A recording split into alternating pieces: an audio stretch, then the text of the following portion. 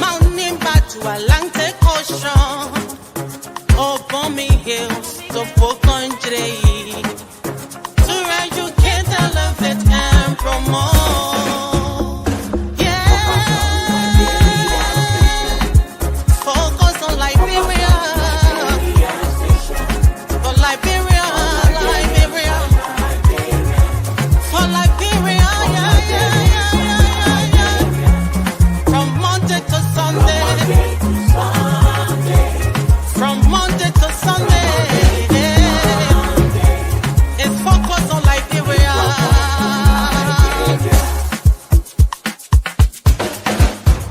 Talk about home affairs, in diaspora, current affairs, reliable information.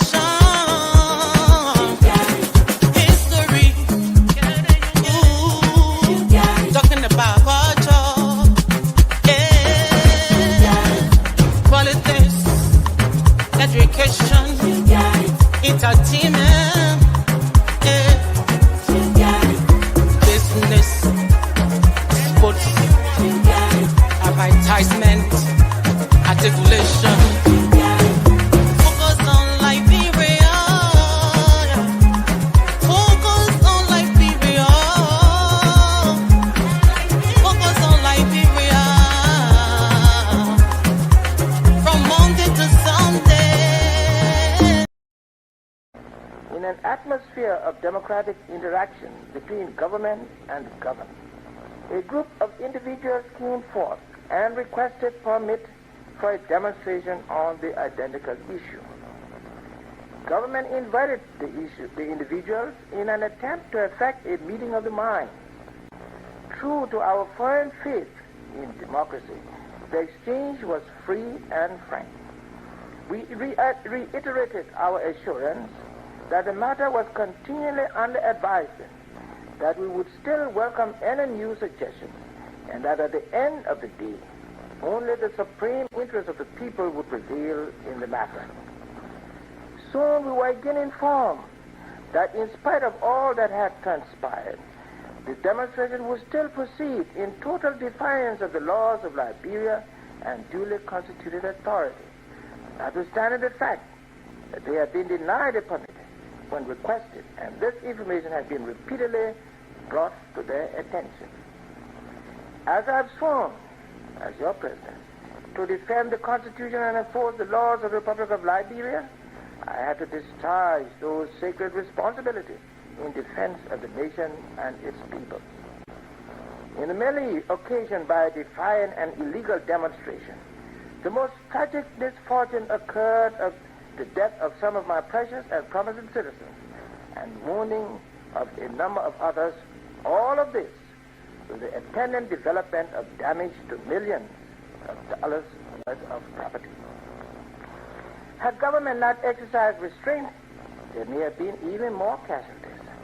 I'm deeply hurt and aggrieved by this national tragedy, and I extend preliminarily in this manner my sincere sympathy and profound regrets to the affected families.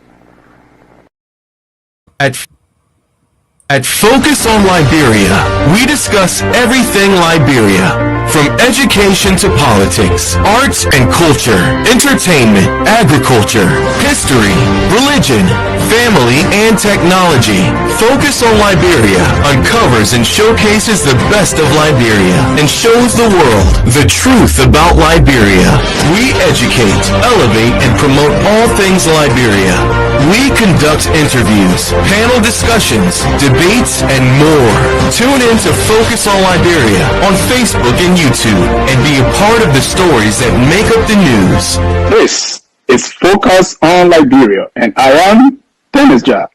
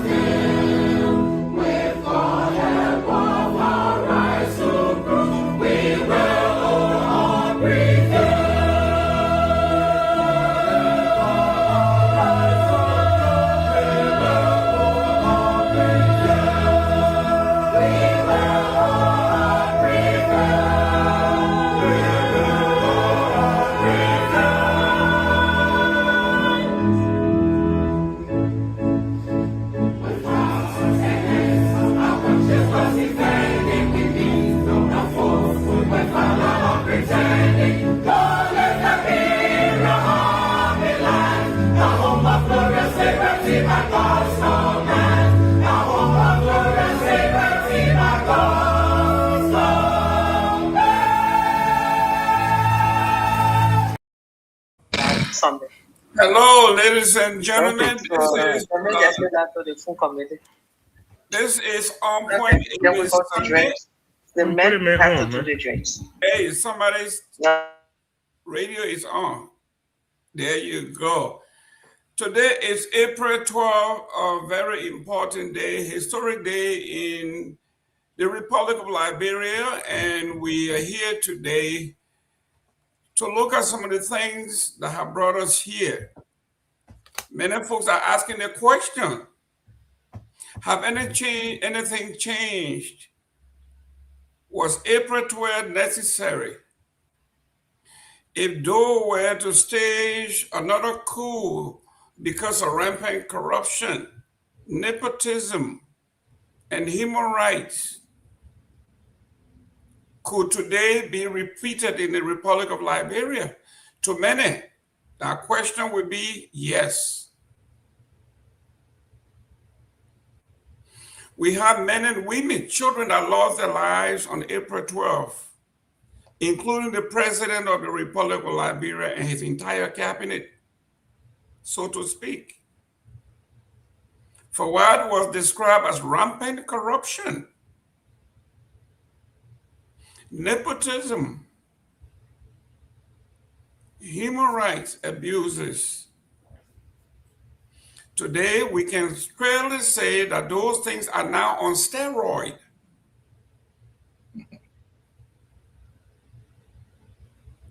Was the coup necessary? Have we benefited from the coup? Who are those that benefited? Who are those that are benefiting from this coup? Among many things, we will be discussing those things. We will take you back to that fateful day. Where were you, April 12th, 1980? And then we'll go into our agenda. But today is a very important day. You heard the Republic of Liberia, you heard our national anthem. And one part of that stanza says, we shall over all prevail. The Republic still stands.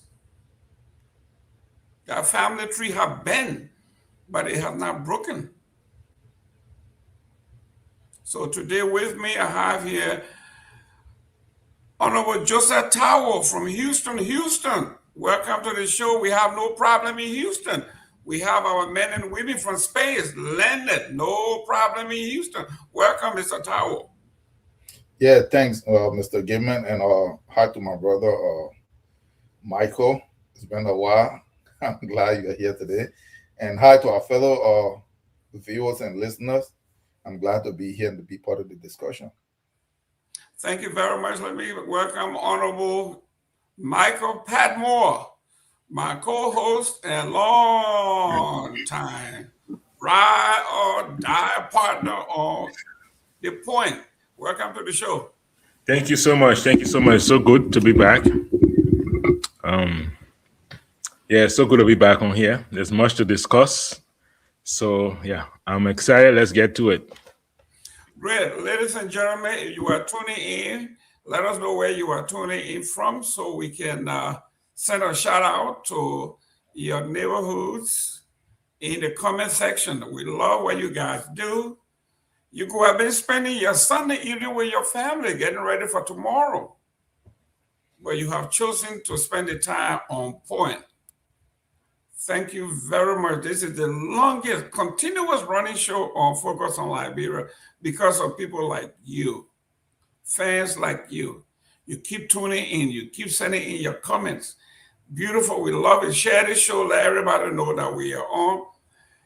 And if you are in radio land or you are in television land, let us know in the comment section what is on your mind. Where were you April 12th? If you were even born by then. If you were alive, let us know where were you April 12th, 1980. Let me start with Honorable Patmore here. Honorable Patmore, where were you April 12th, 1980? Were you born at the time? Hey, now the first one is, how old do you think I am? Don't do that camera stuff. Don't do that camera stuff, yo. He don't mind. He know when he was born. Someday he's 50. Just talking about April 12th, let us say. All right. Okay. I'm older than April 12th. Okay. So where I was the morning of April 12th. You know, the thing is, I was so young that there are parts of April 12th and parts of April 14 that are mixed up in my mind. You know, so I've done a lot of research in education to try to divide the two. That what happened exactly on April 12th? What happened?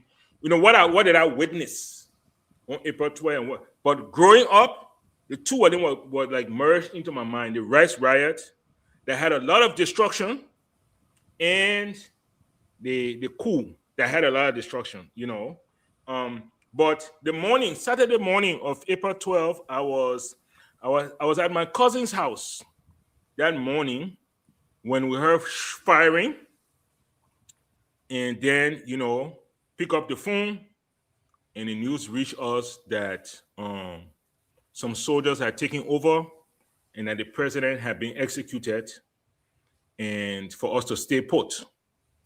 And so we spent that morning at my cousin's house, and then they put all of us into a small car, and they put a soldier. The soldier was sitting in the front seat with his rifle, and they put him in the front seat. So let me just clear that myth. Not every soldier are running behind Congo people that day. There were soldiers that helped Congo people that day. We put it in the front seat, and we drove to my cousin's grandmother's house. It was a Bassa old lady we took call my Hannah. Went to our house on the Oro, and we spent several hours there because nobody knew what was going on. People were being picked up left and right. We didn't know who were doing the picking up. You know, there were revenge going on. There were a whole lot of things going on. So we spent some hours there. And that evening, the same car came and picked us up again and took us to our home. And our home became a refuge for my aunties as my uncles were arrested and taken into custody. So my home became a refuge. So that was April 12th for me. You know, you just played the national anthem. And I will tell you, whether it was April 12th, and the subsequent years after that, the national anthem actually became traumatic. I don't know if this happened to other people, but the national anthem became very traumatic, especially between 1980 and 1985, November 12th. When you heard that national anthem on the radio, and there was nothing scheduled right away, especially at 6 o'clock in the morning, I think your heart ran to right away. Oh, what not happening again? They playing the national anthem on the radio. So it almost became like necessary that if for any reason the president was going to speak or something like that, it was broadcasted before. Everybody knew. So that when they hear the national anthem, nobody gets scared. But it was very traumatic as a young boy growing up when I heard it. So it wasn't something I was proud of. It was much later, you know, in my latter years, maybe closer to 1990, you know, when we started going to forward fee and we started cheering the Lone Star, then before, you know, and I think even at that time, Samuel Doe realized that, I don't know if you remember, but Samuel Doe introduced, you know, to the football world. You know, he said, we're not singing national anthem anymore, you know, and that's when he introduced, how you call it? Lone Star Forever. The Lone Star Forever, which was written by Edwin Barkley, President Edwin Barkley, my grandfather, by the way, just so you know. I mean, both small. But anyway, yeah, but that was me on April 12th, 1980. You know, I was 5 years old. And yeah, it was extremely traumatic. But then, you know, like Brentford are pretty resilient. You know, and we try to go about our normal and you know, but yeah, that's my recollection of April 12th, 1980. Caught up in Congo Town, went to Gay Town, and from there ended up in Pinsville Soul Clinic, where we remain, you know, at my home, where, like I said, my aunts took refuge as my uncles were picked up, you know, from different areas and arrested and taken to post-stockade, you know, for being, you know, members of the government. So yeah, that's my. I'm very curious to hear because I believe I'm the youngest person on this panel today. Oh, So, No, you're not young. You're not younger than me, my man. yeah, but whatever. you see, Man, that's you why are the wacky. Now that's why you your are the name is- wacky. You like? that's why your name is Asumana. You don't know when you were born. You just come out anytime, any age that suits you. Let me welcome Jimmy Eastman from Brazil. How you doing, Chief? Gentlemen, it's been a while. It's an honor to be in your presence here. It's been quite a time for me. I've been away for almost 3 months. And yeah, it was good, man. We had a very joyous wedding celebration for my son. But it is good to be back home. I tell you the truth, I was in Liberia before then. And I'm getting convinced that I need to be there all the time. I leave you in America, leave Mr. Towden in America and go home where I can enjoy my palm butter rice, my cassava leaf, my dumbo, and everything else. I was intrigued by the topic because I knew you guys were not very old. I'm older than you guys, so I knew y'all don't really know what was going on April 12th. Okay. So I came to help clarify that so I can see if I can paint everybody a picture of what happened. Because that night, we were in the club. We had one club where Red Briar Catholic Hospital, we used to call it Friends Garden. We were partying, and one friend of mine, I remember Gus Major came running in the club. He said, they are firing at the mansion. They have killed Tolbert, and the soldiers have taken over the mansion there. So when we went outside, we could see bullets flying in the air above the mansion. It was very clear. Of course, being afraid, I left there immediately and went home. I'm sorry I didn't tell a few people. Huh? Where was home? Home was right. I used to live right in front of JFK, right on the Fiamma side. All right. Right there, right behind what is now called some kind of pharmacy. They got a Lucky Pharmacy right there. It was called Baple Toya, And I'm sorry I didn't tell some more people because a lot of people were distraught for that April 12th, and unnecessarily so, because some of them were not political. Some of them were just victims of the thing. But I went home and I woke up everybody. I told them and said, "This is what's going on.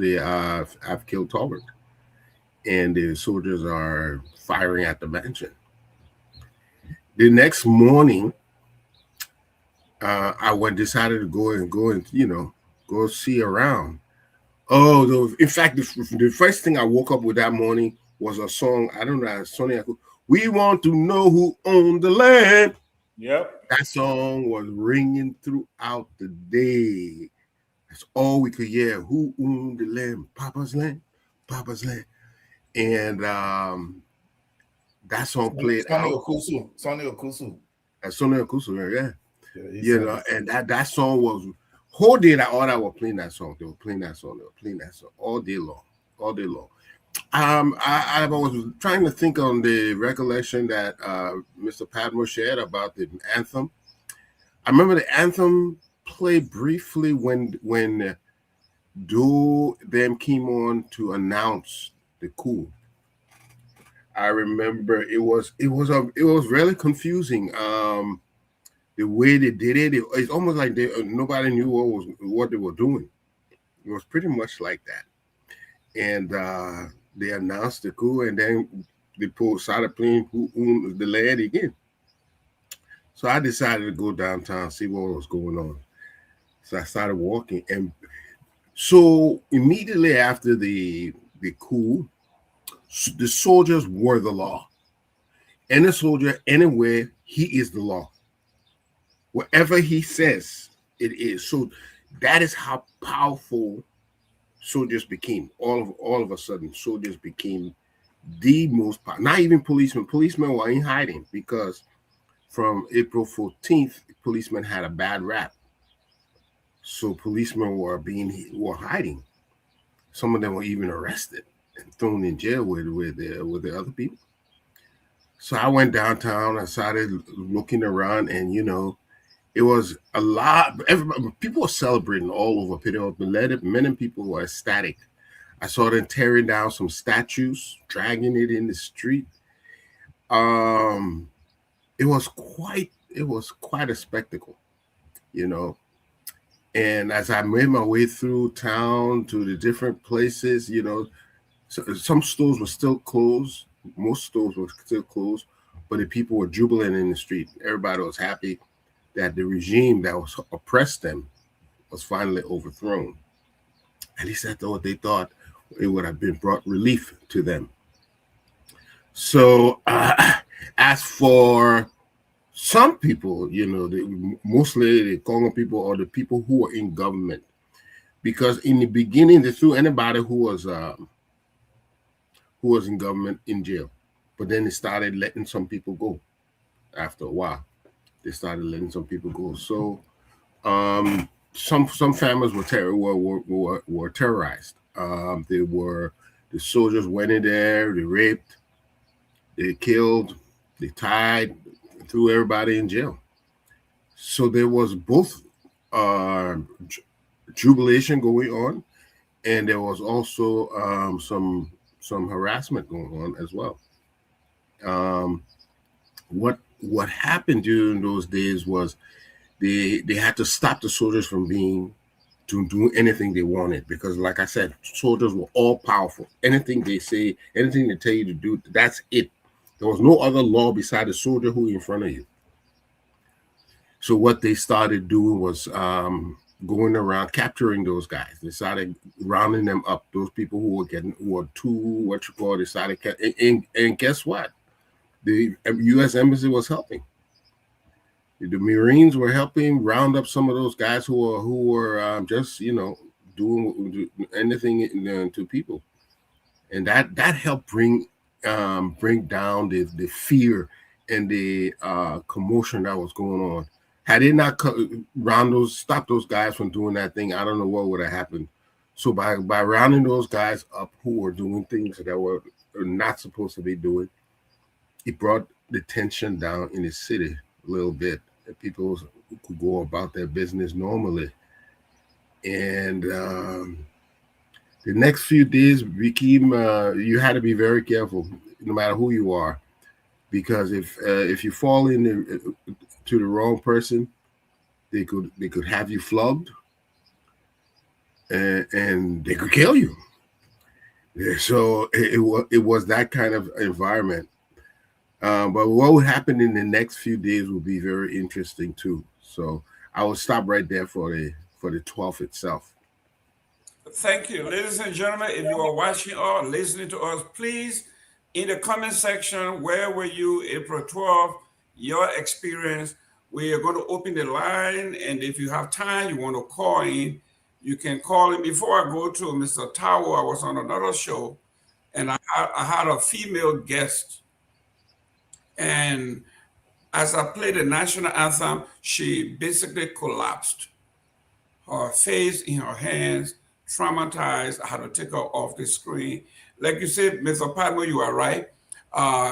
It is very traumatic to those of us who were there, and we had different experiences. So I just didn't even want to ask her what her trauma was, and I don't think I will ever venture to ask her what her trauma was. But it is devastating to many folks. Mr. Taiwo, welcome to the show. And where were you? 1980, were you born then? Yes, I was born. I was born. Before I go, there's a guy coming sideways, upside down. Mr. Tao, just before you start, please, Aliu. Yeah, twisted. Listen, this man has been always twisted. He don't come twisted. Aliu, just I said, Boaka people now. Yeah, twisted. Upside down. Everything is doing upside down. You have the phone on lock. Look, you have the screen on lock, so that's why it's doing that. So this message was born in Liberia. Is that one all right? Yes, it's great. Yes, it's great. They have can help you, my man. Whoever behind you, there are a lot of people behind you, my man. Let her leave. All right, go ahead, Mr. Tao. The yellow machine is upside down. That is why I can't create a no row. Yeah. Oh, they create a row upside down. No, but no. How you doing, gentlemen? Yes, Hey, we're not talking to you, man. Somebody else. Some of you are shivering right now. Some of you are shivering. Your legs are shaking. Yeah. But look, this is what I want to say. This is what I want to say before I go into the topic real quick. And I thought about this for a while, Mr. Gibman. He's one of the few hosts that I actually know that no matter how difficult the topic might be, no matter whether he even have interest in that topic in some way, he does not block the discussion. Even if it is something that he support and there's something wrong with it, or if it didn't go well, he always put it up for debate. And even some people be trying to stop him and trying to kind of convince him to shelf it, and he doesn't.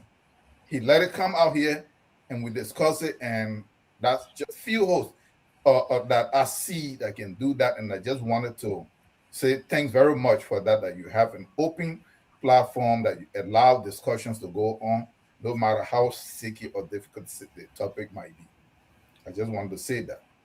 Thank you. Okay. Yeah. So April 12th, I was not old enough. What I actually remember about April 12th is this. I woke up late and everybody was home. My dad was home. My mom was home.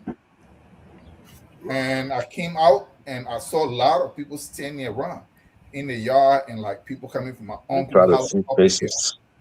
And so then I started to hear gunfire and they said that there was a coup. I didn't really know what that meant.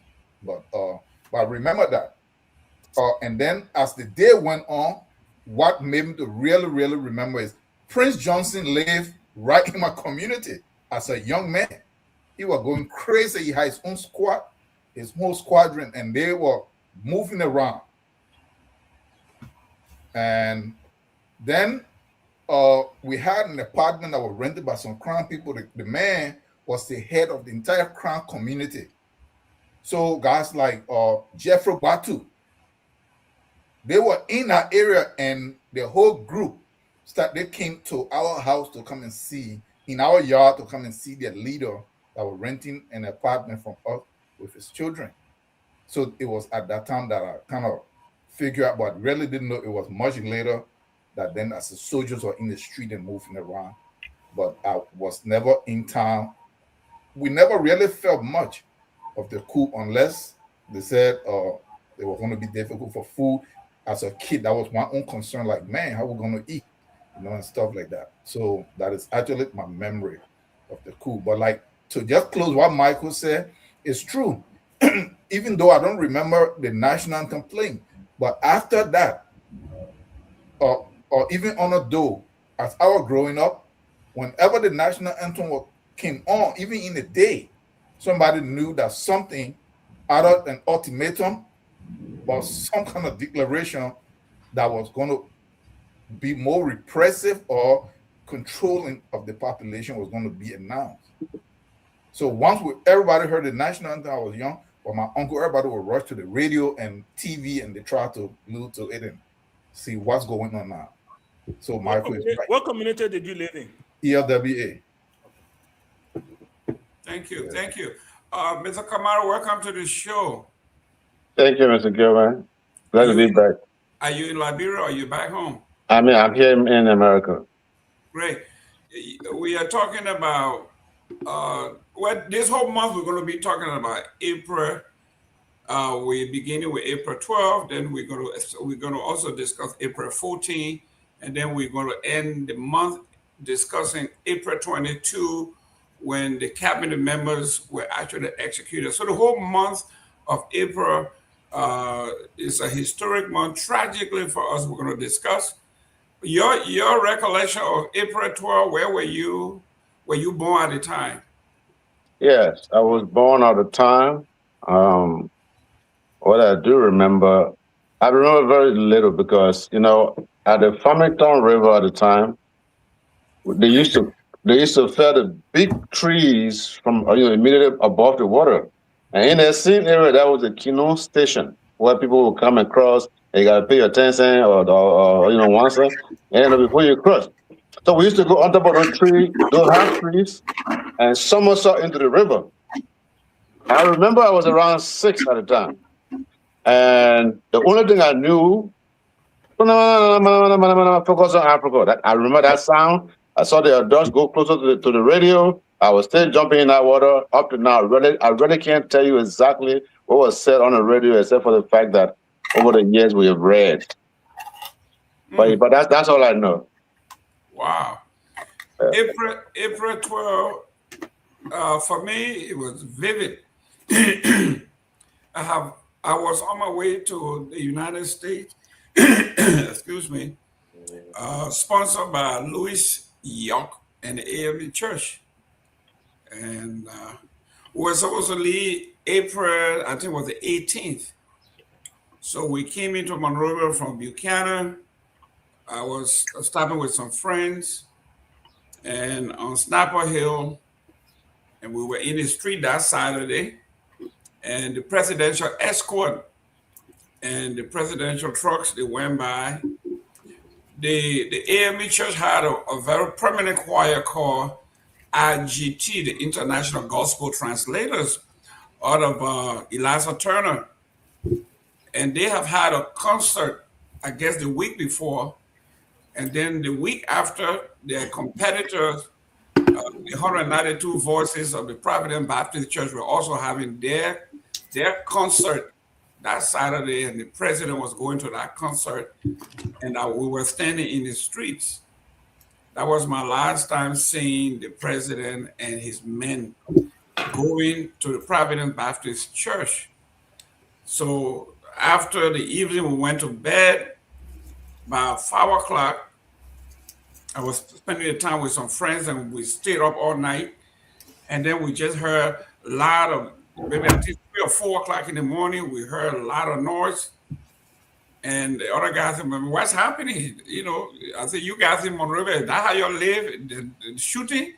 He said, you country boy from Baton just loud. Said maybe those locals are going on strike. They want to raise their pay from $14 to $15 a month, and we just laughed it off. As time was going on, it was just constant shooting. And then another guy said, you know what, let's turn to the radio. And we turned to the radio, were blank. At 5 o'clock, when we left the radio on, we just heard the national anthem. The next thing we heard, this is Master Sergeant Kanye Doe. The William Our government have been overthrown. Blah, blah. And everything just went blank. An hour later, we got up, we snuck out of the house to go on the street. We hear a lot of noises. We would look across, coming from across the bridge, we have thousands of folks coming with tree limbs. They have people on their shoulders. They were dancing and singing, and they said that's Backer Matthews and all those people that were free from the prison. And they were bringing them in town. And no one knew what to expect. Later on, all communications broke down, and someone called me and said, Jerome, you gotta be the most bad lucky guy. You were supposed to leave this country in 4 days, and now here you are, the country is upside down, so we all stuck here, and we laughed it off. But it was traumatic. You go visit somebody's house and you are stuck, no food, no water, nothing, you can't leave. Finally, that afternoon, we snuck out of the house. I went to my uncle's house on, I think it was McDonald Street, somewhere there. Then we drove down, we walked down to Lane Street by the A.B. Anderson Funeral Home, and the police truck came and they just dropped a dead body right on the street. And that dead person was riddled with bullets all over. I mean, he was so riddled with bullets that his body refused to even bleed. And then they came and said, oh, this guy's name is Kipper.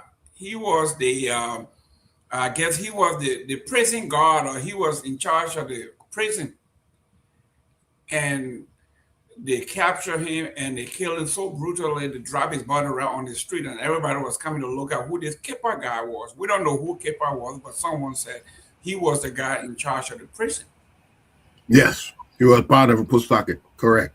There you go. So, I mean, somebody's father, somebody's grandfather, somebody's husband, somebody's child lying on the street, on Lane Street, right by A.B. Anderson Funeral Home. They drop him right in the streets. And they said, that's Kipper. And then we began to hear why they killed him so brutally. Those who were loyal to Bacchus Matthews and the Powell folks said he was brutal in his administration of the prison system where these people were. So these were some of the things for those of us who were there, who saw it. When you talk about the trauma, when you're talking about the exuberance of folks who thought this was something that was going to bring manna from the sky and people were running and having a great time. It was not an easy thing that everywhere you turn, somebody was being shot, people were being killed, people were being rounded up. And as people may think it was just looking for Congo people, Congo was not like a tribe. It was basically anybody that was elite. If you had a nice car, you had a nice job, you had education, you looked nice, you had a job, they were coming for you. In most instances, it was not even the government or the soldiers that were coming for you. If me and Michael Padmore had an issue, he took my girlfriend, there was a good time to go after him. So most of the destruction, most of the killings that happened, it was basically vendetta. People who didn't like you wanted to settle a dispute with Kamara a long time ago. This is the chance for you to get at him. So it was terrible. I was there. So that's my recollection of April 12th. And after we go on, we're going to talk about the genesis of this. And before we go to discussing, let me play this thing again one time so you can know what we are headed to. This is the genesis of this, or at least we think it is. In an atmosphere of democratic interaction between government and governed, a group of individuals came forth and requested permit for a demonstration on the identical issue. Government invited the individuals in an attempt to effect a meeting of the mind. True to our firm faith in democracy, the exchange was free and frank. We reiterated our assurance that the matter was continually under advisement, that we would still welcome any new suggestion, and that at the end of the day, only the supreme interest of the people would prevail in the matter. Soon we were again informed that in spite of all that had transpired, the demonstration would still proceed in total defiance of the laws of Liberia and duly constituted authority, notwithstanding the fact that they had been denied a permit when requested, and this information has been repeatedly brought to their attention. As I have sworn, as your president, to defend the Constitution and enforce the laws of the Republic of Liberia, I had to discharge those sacred responsibilities in defense of the nation and its people. In a merely occasioned by a defiant and illegal demonstration, the most tragic misfortune occurred of the death of some of my precious and promising citizens and wounding of a number of others, all of this with the attendant development of damage to millions of dollars worth of property. Had government not exercised restraint, there may have been even more casualties. I'm deeply hurt and aggrieved by this national tragedy, and I extend preliminarily in this manner my sincere sympathy and profound regrets to the affected families. Ladies and gentlemen, that was the voice of Dr. William R. Tolbert Jr., and that is the speech immediately following the April 14 riot, when he addressed the nation on what has transpired. It is from there to April 12th to April 22, where 30 men were arrested, executed on South Beach. So here we are. If Doe were to return today, has anything changed? Rampant corruption, human rights abuse, nepotism.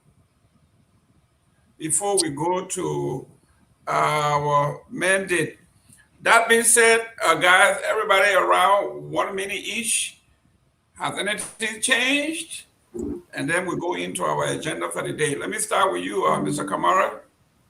Yeah, thank you again. A lot of things have changed. Many things have changed. You have Augustine Gaffouin, Samuel Twe,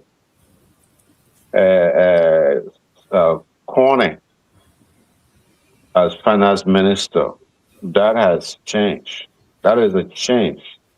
When you have, look at the people running the government today. Are they running the right way? Well, that's a debate we can have. But that has changed. Things have changed. Multi-party democracy. Some political experts who have hidden agenda would say, well, during those days there were multi-party. Whatchamacallit. But no, as you can see, how many political parties do we have now? You see the two leading political parties, because Liberia have already become a two-party state. See the two leading political parties headed by only indigenous. You understand what I'm saying? Those things were not possible in the 70s or the 60s. And we give Tolbert some slack, but beyond Tolbert, those things were pretty much now possible. So there have been great change. Are we abusing it? Then we can have that conversation. But yeah, to answer your question, yeah, that change everywhere. Great. Let me go to Honorable Eastman. Yeah. Thank you for the question. Yes, there has been significant change. And as Mr. Kamara alluded to, the personnel have changed. In pre-1980, Liberia political scene was dominated by what was termed later as Americo-Liberian. I prefer to call them the settler group. Those who arrived in Liberia from the United States and other places, they had dominated political theater in Liberia for almost 150 years, if I'm not mistaken. And you did find some people of indigenous heritage ascending to power as well, becoming president and various ministers, but it was the majority of the people came from that settler group. That was the dominant group.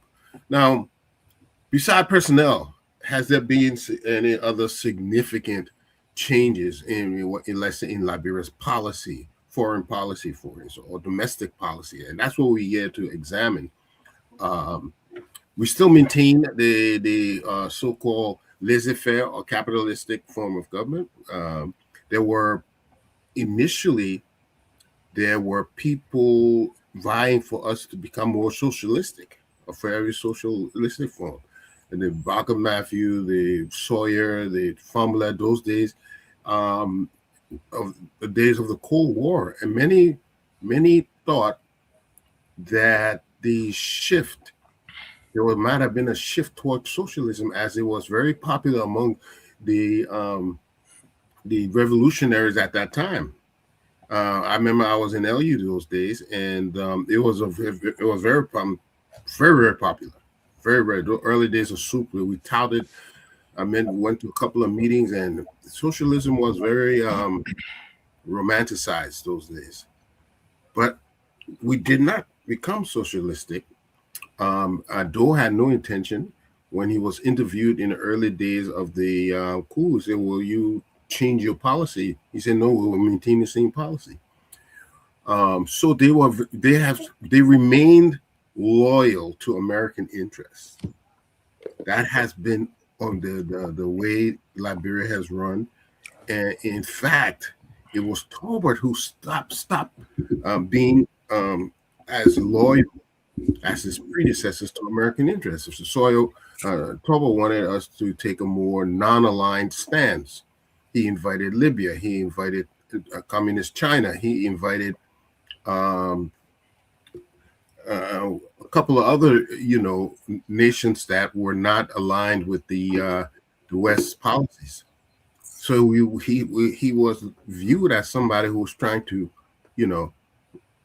change the course of Liberia, and some attribute that to why he met such a bitter end. Had he been like his predecessor Tubman, where protecting American interests and very pro-American. I mean, well, one time he even gave a speech against the Israelis and said that they must give the land back to the Palestinians. He was of a different orientation, and he believed that we should seek our own path and not simply being committed. So after the coup and Samuel Doe took over, they went back to being very committed to American interests. Did it change the economic situation for people? Other than those few people that ascended to power, that were appointed in power in government, it didn't really change very much for the average man.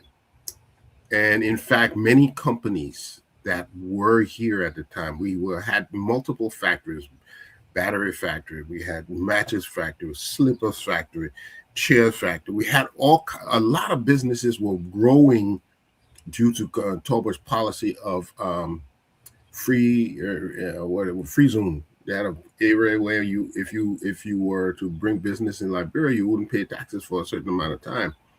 His policies were generating more businesses in Liberia, and more businesses will open up. And after that coup, these businesses gradually left Liberia. So economically, it was a downturn. However, we received the largest amount of financial support from the U.S. government. I think it was about $500 million throughout Liberia's history.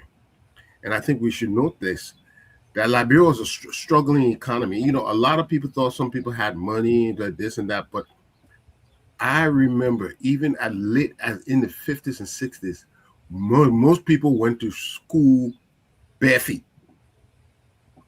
So there was the difference between the haves and the haves not. There were very few haves. But of course, people capitalized on the least little bit of a difference. So the change of government at that time did not significantly change everybody's economic situation. And we had a lot of people leave, and so there was less economic activity in the country. And other than that, the social we had military takeover, so politics came to a halt, surprisingly. So it is you're advocating for a multi-party system where people can speak their mind, do what they want to do. But after the coup, you could not speak against the PRC, or you would have met up with a different fate. I had some of my colleagues, guys like they call them the Eight, led by Alara Tukpai, one girl was there.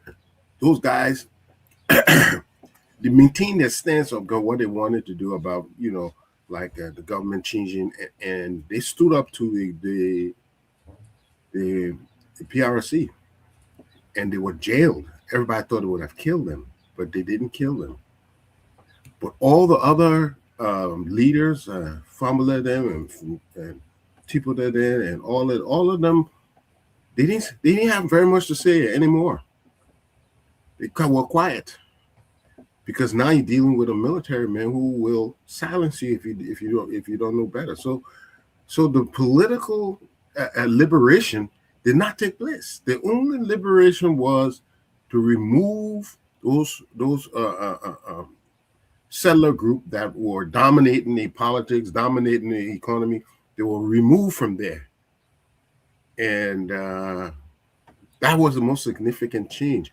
And so with that came a lot of other things, but economically, politically, whatnot, we was pretty much the same way we were before.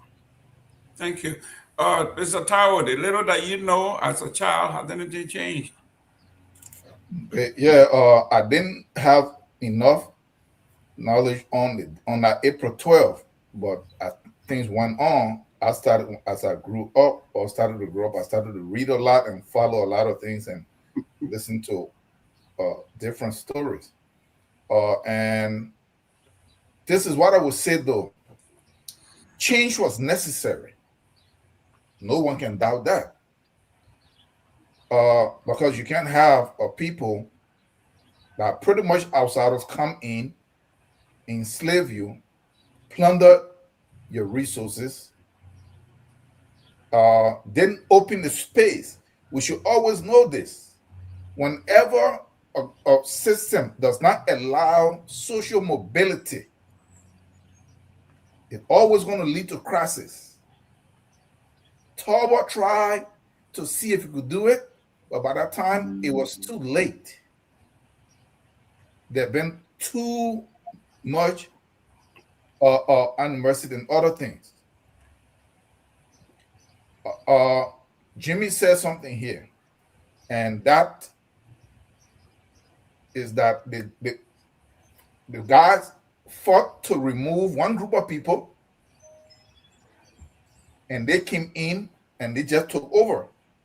From the settler group, as Jimmy put it, made a major mistake. I don't know if that's a mistake. I know that is the way they function here in the U.S. slave-master relationship, nothing in between. So they brought that, and they failed. And that coup was necessary or any other change. So that is the American Liberian side. And anyone that is an American Liberian or have some connection to them have to actually admit to that. Because we are trying to heal or trying to bridge the gap, right? We have to be able to admit that, hey, look, there were wrong done here, there were mistakes made. But everybody people from the American Liberian side, most of them want to hold on to the position that things were better, that Liberia moving and better for who? Then we come to the so-called progressive. They too don't want to admit. These guys did not have an actual plan. I don't think they were ready. I think, yes, they agitated. Yes, some people can say that it's the government, the military hijacked it, but these guys came there and they were the architect in naming the PRC and all this different stuff. But they could not even agree among themselves. So just as much as they accused the American Liberians of being self-centered and want to see their own interest when the time came, the T-Potet group and the Baco Mafia group and the other Kankala group and all this group, they didn't even have the country at heart for them to say, you know what, let us come together as just one so we can formulate something that work. They could not even do it either. So in the midst of all of that, what happened? The Americans saw that these guys, if we try to deal with them, they're too splintered, there are too many different interests and ideas. They think they know everything, push them aside, and the military is a tunnel vision stuff, support them and push these guys aside. And that is pretty much what happened. And then when the opportunity came for them to run against Doe, even though Doe as a military person probably would have stolen election, but they couldn't even agree among themselves for them to come together as one unit. Because I'm saying this to say both sides blunder, and everybody from this side, you support the progressive or the American Liberian or settler, let's admit to where the wrong was done. And the wrong is that no one seemed to have interest of the country at heart. Everybody claims they're fighting for the country, but it's personal interest and ego. And we see it still going on today. So they couldn't even come, the splinter, Gabriel Boleo on the side, Barcos or on the side, Sawyer on the side, Tipo then on the side. They go wrong against Doe. They say Doe banned some of the parties, but they couldn't. You think if they had come together as one group, one cohesive force, it was going to be a tough one for Doe. But they couldn't do it. And so the progressive, so no, nothing really changed. If you look at it, changing personnel doesn't change anything. In fact, it actually got worse. That is what I would say. Because when they came in, they couldn't manage policy, they could not implement anything, they could not maintain what they meant for them to actually be able to add onto it. Everything pretty much degraded. And that degradation is still going on, and that is what's leading to everything else that we are dealing with today. So it's not because I'm a so-called countryman child that I will see where they didn't do well, and it's still not doing well. It's not just about, oh, we have multi-party democracy really mean. It's crap. People don't want that. People want to be able to eat. People want to be able to have a place to live. People want to have the assurance that if they work hard and they apply effort, their lives going to change. They're going to be able to raise their children. So it's not about a Congo man or a Pele man or Gil man actually there. It's about the people that are trying to come there. Do they actually have the country at heart? Are they nationalistic enough to help move the country forward and its people? I wanted to piggyback on something you said, but you're talking so much that I'm going to remember everything. No, you're making me already. You're done. You're done. When he's done, let Michael. Are you done? Have you landed? Yeah, I'm done. Yeah, he's landed. Okay, Michael, please close on this issue so we go to some of our issues. Okay, all right, great. And there's I'm gonna send a shout out to Dr. Fidel Booty, 718. I don't know whether that area code or what. Your name is on the banner, sir. So I mean, look, this is what I would say about 1980. The question was, has anything changed? This is what I would say. I will first I will adjust the question to me. I would say, has anything changed for the better? Because you see, the thing about change is that change will come. You know, change will come. Even if you just sit me in a chair and I don't do anything, eventually change will come. I will change. The question is, will I change for the better or not? So if I were to be asked that question, I would say no, things have not changed for the better. Things have not. And I will address a few things. So the first one is, I keep hearing anything about multi-party. 1985, we did not have a multi-party election. Samuel Doe banned almost all the parties. And we're only faced with really two parties, NDPL and LAP. That was it. And I think even to the end, no, he didn't ban LAP. But he banned all the other parties. There wasn't no multi-party election. Today have to sit. What are the two parties? We have a two-party state. We're not multi-party. Let's be honest here. So let's put that on one side, okay? The second thing is, this whole narrative about, oh, you know, before 1980, it was the settlers and the settler tyranny that were in control.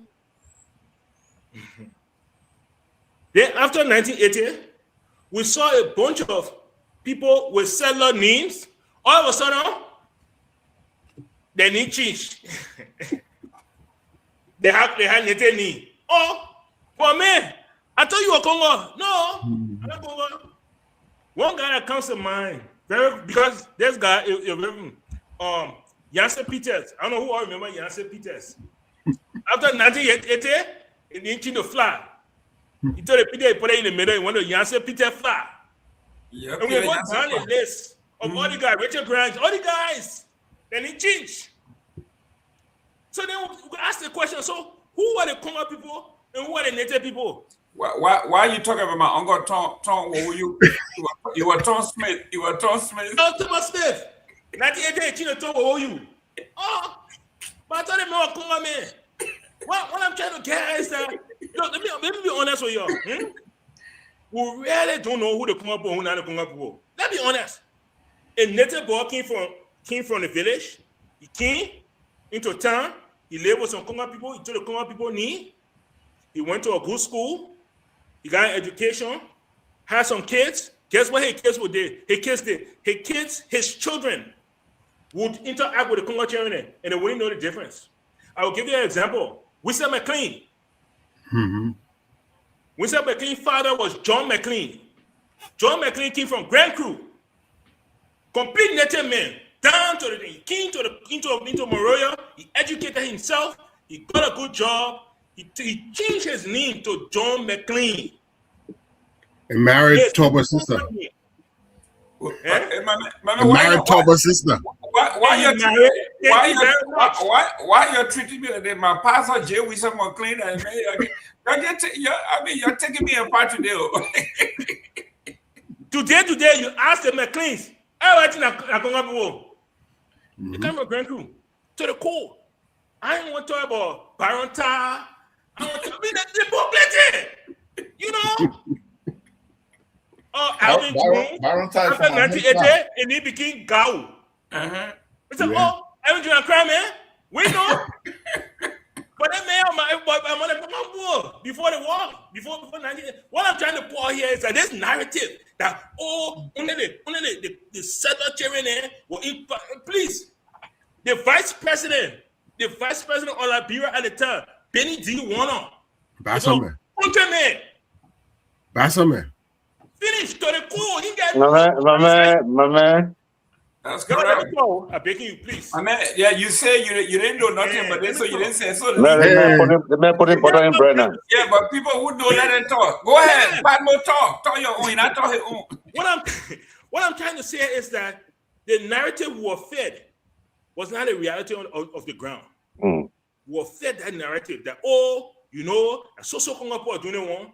No, that was not true. There were a lot of people that were thought to be Congo that were native, and they were just as bad as the Congo people that were bad. People are bad people. And depending on where you're born in or where your knee is. People that treat people bad, they are bad. That's it. They just hit under that. Let me touch on two other things, and I will let you go with that one. Go ahead. Okay. The next one is: has things really changed? The poverty level has gotten worse. The illiteracy level has gotten worse. The rampant corruption has gotten worse.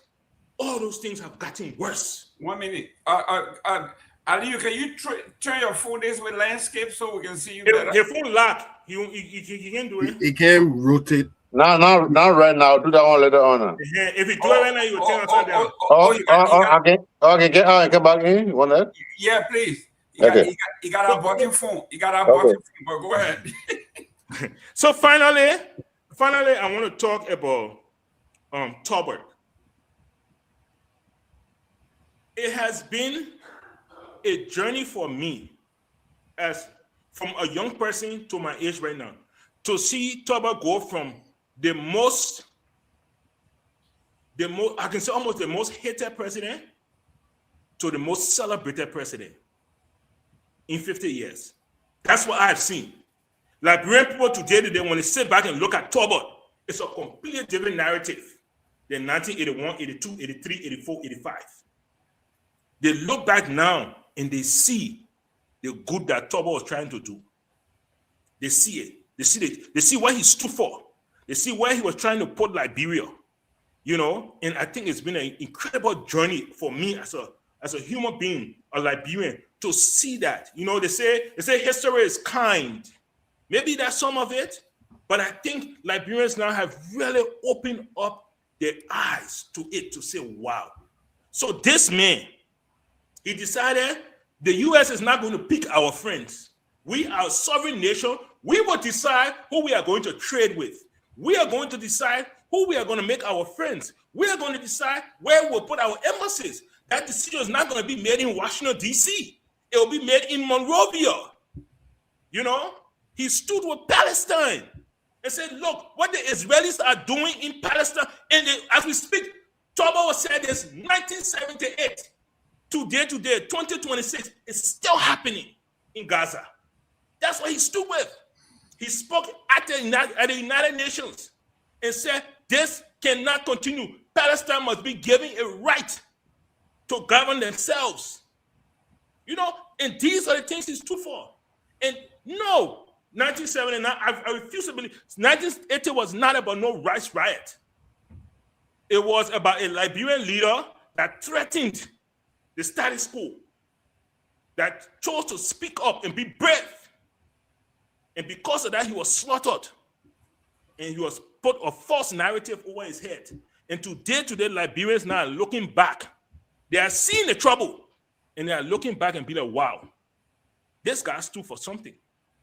And I think it should be a strong part of our history that we learn the political landscape of which Tolbert stood.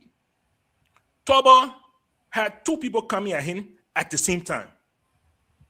There was the progressives that called themselves the Native Boys that were coming at him, okay, because they felt he was not moving change fast enough.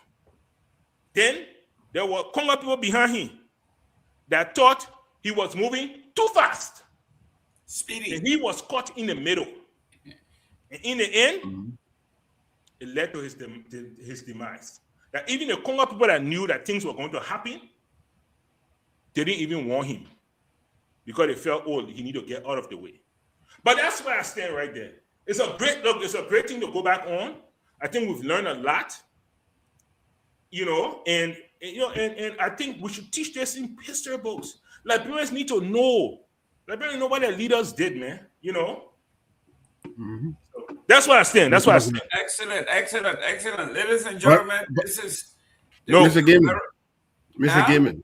There's one thing, they always say there's been a discussion whether the United States had their hands inside Tolbert's removal. I want you to hear Chet Chipo's testimony briefly. Joseph Chessy. Joseph Chessy. Joseph Chessy Jr. Yeah, so I'm going to share that. It's just brief, but I'm going to share it. Go ahead. Okay. We are digging the bones. The volume. Unmute. No volume. Honorable Ismail, you're talking to yourself. We're not hearing him. You hearing him? You're not hearing it? No, unmute. Unmute the video itself, I think. Oh, but the video, it was playing. I don't know why.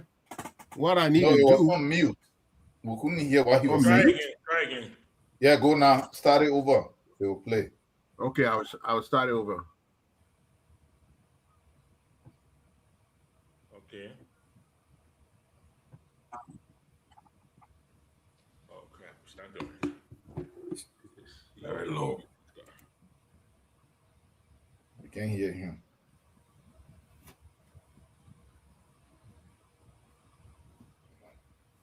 We can't hear him. You can't hear it? No. I wonder why. It's playing loud. I don't know what to do. I can hear it. Anyway, I will figure it out and play it later maybe. I'm sorry. Okay. Please, we'd love to listen to it. Great. Ladies and gentlemen, you have been taken back in time. For those of you who were not born, this is worth discussing. This is part of your history. This is where we are. Tolbert, in my book, was a man who was hated by two people. His own people and his opponent. That was the word. You see, Tolbert was hated by one group of folks. Everybody hated Tolbert from the other end. But he had a strong support from the True We Party, 100%, with the exception of a few people here and there, like the folks from Cape Palmas or a few folks. But same thing with the Barglis, Patmore folks. They had his support until, people within started to sabotage, but there were no dispute. But when Tolbert came around, his own people began first by naming him Speedy. that was an indication that this man was so fast that he was going against his own people. You got it? Who, me? No, Michael said, okay. Stage The coup was by CIA, white people.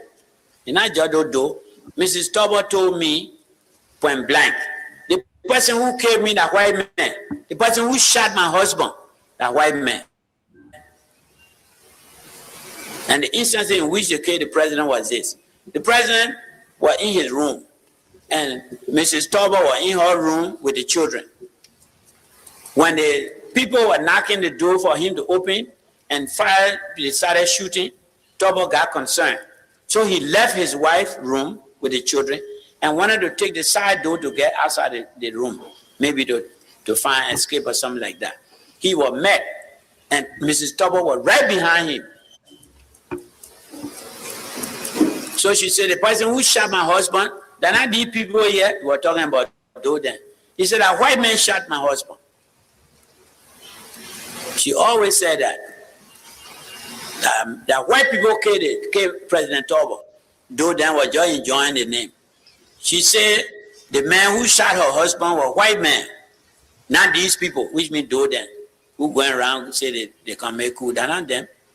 This was organized as an international plot. But I don't know why they want to make such a plot like that, because it didn't help us at all. It never helped us. But what was the role of Colonel John come into the picture? All right. Well, everybody have had their opinion on this, and we all knew something of that magnitude to be taken by a few guys from the Barry that could bear the real, right? To read the schematics of that executive mansion, right? The executive mansion was built by Israel. The schematics, the blueprint, everything to navigate that executive mansion the way they did has to be somebody who was a little more sophisticated than the Noko. I can tell you that one.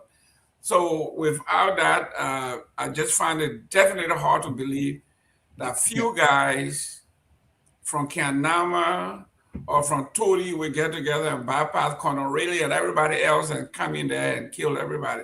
So that is my that is my take on it. But let's go to our this whole week we're going to be discussing this because we got April 14 coming up, and then we had the infamous April 22nd when the actual execution took place. So we're going to be discussing this. Hopefully we can get hold of Deacon Collar and some of the guys from the old order to come and kind of give us an idea as to what actually. You want to send us in? Yeah. You see, you declare war about some people to do. What's wrong with your pride? He will yell in your ear, telling you, if I didn't do it, you probably would be sitting here today. But guys, let's talk about the economy in the Republic of Liberia. There's this new thing. You know, the more things change, the more they remain the same, right? We talk about 1980 when the Doe Force came in. What did we have to stabilize the economy? You call it what, the Doe coin? Who all remember the Doe coin, right? We had the seven corner. At the 7, there you go. And the disparity at some end. Now we are hearing now that Joseph Boakai now is asking the central bank to mandate not only print coins, but mandate the coins to be paid out as part of the standard economy or economic transaction. So that means if Padmo worked for the Republic of Liberia, you go get your little $200 pay, part of that would be a US dollar, part would be Liberian dollar note, and then you gotta carry your pocketbook for your coin, your Liberian coin in there. So, Mr. Padmo, let's talk about what is the essence of printing new notes, printing new coins, mandating that. I don't know what's going on. Why are we even creating coins? I don't even understand that logic. Why are we even creating coins? If the people don't want it, if the people aren't using it, why are we creating coins? The first thing, everybody in that broke. So when they get small money, they don't want for you to be shaking in their pocket. Everybody to know, you know. Okay. They don't want to be shaking in the pocket, but nobody uses coins. I was just in Liberia for a little while. I see one coin, even in the market. I don't see any coin. What is this ridiculousness we are doing? You know, now they're talking about printing money. What happened to the money we just printed? What happened to the money we printed before? Before United Party left office, 2017, they printed money. Before Jawia, while Jawia in power, Jawia printed money. Twice. The first money that we thought Jawia printed was actually United Party money. Yeah, 25 billion. Yeah. Half of that money came when United Party was in power, and then the other half came when CDC took power. That one, that whole 25 million, 6 billion, all that chakra. That money was ordered by President Ellen Johnson of the United Party. The first shipment arrived before the elections. The second and third shipment arrived when Joe Biden took power. Then later on, they ordered their own. Right now, you ask the government, how much money will get on the market? Nobody can tell you. For the last 26 years, we have not been able to figure out how much money we actually get on the market, but we just printing money. The smartest thing this government has done is artificially control the U.S. rate by controlling the quantity of Liberian dollars on the market. The reason why the U.S. rate is 187 today is because the quantity of Liberian dollars on the market is limited. As soon as they print that money and flood the market, the U.S. rate is going to go up. The U.S. rate is going to, it's simple supply and demand, elementary economics. The increase in supply of Liberian dollar, the value will decrease, the U.S. rate will go over 200. Mark my words today. That's what's going to happen. Why are they doing this? You say you get $1.2 billion coming. Why are you printing money? Coming from where? What kind of money looking for Liberian dollars? Coming from where? 1.2 billion coming from where? They say they're going to raise the revenue. That's why even content creators today are waiting for them to charge us because eventually Africa will have to pay. I can tell you why they're printing money.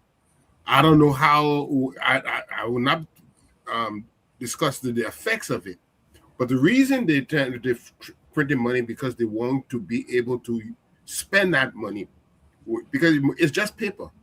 Now, the theory of money tells you it's supposed to be backed by something.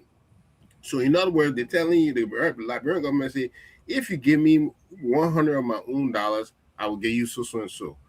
A long time, gold was the standard. For Liberian money, they tell you, say, if you give me this much, I will give you this much US dollars. Okay. So what they're telling the public when they start printing more money is just to have money to spend. But if people started turning in those dollars and they say, "Yo, give me my US dollars," it would be some, and that is why it can cause the rate to drop because people stop having the confidence that they actually have enough money, US dollars in this case, to back that currency.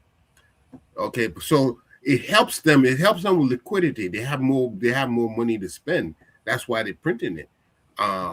Sometimes people print it because you want more money in the business sector. But is the business sector requiring bills? No. Government just wants to be able to spend more money. So that's why they're printing this money. Now, if they don't balance it properly, the money, like they did in Mugabe did in Zimbabwe, it becomes worthless after a while. So it's a very tricky game to play. Samuel, you're right. Samuel Twa did do that a very, very unique way. They kept the Liberian dollar afloat. But you do it the wrong way, Liberian dollar will lose its value completely. Let me go to if Taiwan, I'm coming to you, but let me go to the United Party people over here. Mr. Kamara, talk to us about why are you printing money? Why that much money. We saw some a replica or something where they're talking about 1,000, 5,000, 10,000, no denomination. I don't know whether it's true. But why more money? In 1978, I think it was Idi Amin that did something similar. He told his finance department to print money, and the gentleman stood up to him and said, Your Honor, we can't just print money. If you print money, this way it would be worth less than the paper toilet. And he shot the man on sight because he told him, you do what I say, go and print money. Joseph Boakai is of that generation. Why is he printing more money? And can somebody stand up to him and tell him, Honorable, you can't do this? Okay, so first of all, before I go to that topic, Mr. Palmo, so people can ever change their name. The only reason why somebody changed their name to McLean is because he wanted to be among the privileged. And it shouldn't be that way. All that thing you're talking, you're putting nail in your own coffin. Why? Joseph Boakai never changed his name. Joseph Boakai went to CBA. I don't want to let you know. Continue. Wait for me now. Why would somebody want to proudly change their name to something that had no ancestral connection to them? It's because they figured if they did that, they would be seen as one of the elites. That's why they did it.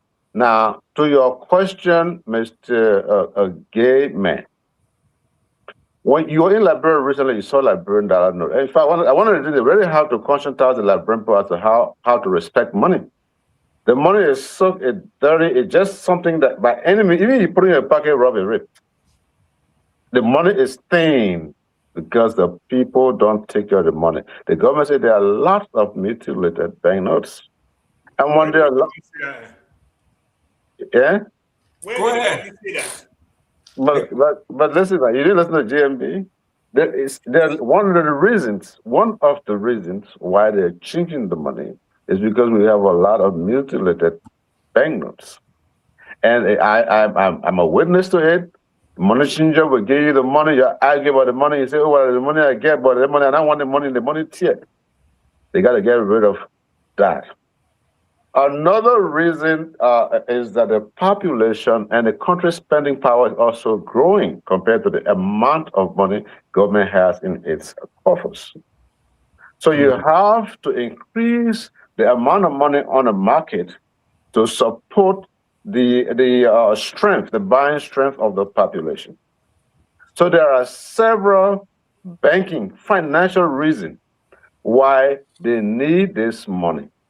Now you listen to me. Liberia, in fact, this one I'm going to tell you, I only heard it in the air. This is not a fact, and don't take my word for it. There are plans, or is planned on a way to make Liberian dollar the only legal tender as far as transaction in the community goes. So in order to do that, they have to have money. Now, one of the things that happened at LBDR recently, I went there. Somebody went to LBDR to withdraw 1 million Liberian dollar, and LBDR could not afford to give that one individual 1 million Liberian dollar. So they had to break it into parts, like every 3-4 days they come, and then you get a certain percentage. Every other few days they come, you get a certain percentage. It seems like there are more US dollar in the bank than Liberian dollar. Now we need to compensate for that. Look, gentlemen, this government is doing what it's supposed to do, and it is doing it in your best interest. This is your government. I have a question. Just trust their decision. I have a question, Chief. That trust will live on. How much money? You said the money is in short demand. Right. How much money on the market right now? How much money do we have in circulation? The GMB. Thank you. But you see that question. No. You listen to GMB. Did GMB tell you how much money we got in circulation? That question is a great question. JMB have not yet come out to see or to tell us how much money in circulation. Because wait for me now, I'm coming. You know it's short when you can't get it out of the bank. You know it's short when you pay civil servants extra 250,000 Liberian dollar and they go to the bank and they get in their money small, 3,000, 5,000, 4,000. You know it's short. You know we have a government that Mr. Gilman was part of that did things the complete chicken soup way. As a result, no hate, no thing. As a result now, how can we galvanize? How can we put everything back into the box and begin to reorganize it? That's where we're struggling. But again, the government is working for you guys.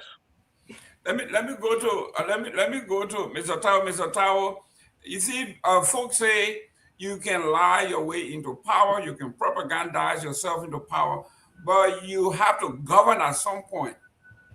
You have to govern at some point. Here he is, cannot even explain the economic policy of his government, saying that Joseph Walker want to do away with the US dollar. Can you imagine how insane that kind of answer is? Your take on this?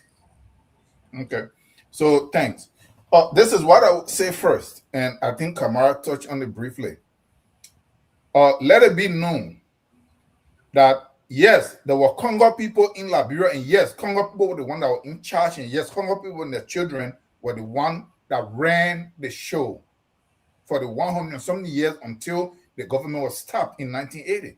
Let us not come here and play it down that because some guy came from the village and his name changed to this one and changed to that one, then all of a sudden, no, they were working at the behest of the Congo people, the class that was in there that were running stuff. That is how empire work. Empire is usually a small group of minorities that organize themselves, have access to the police, to everything else, and they recruit from out of the larger population that they're going to control, and these people deputize on their behalf. We see the U.S. doing the same thing. The white race is just a small, 5%?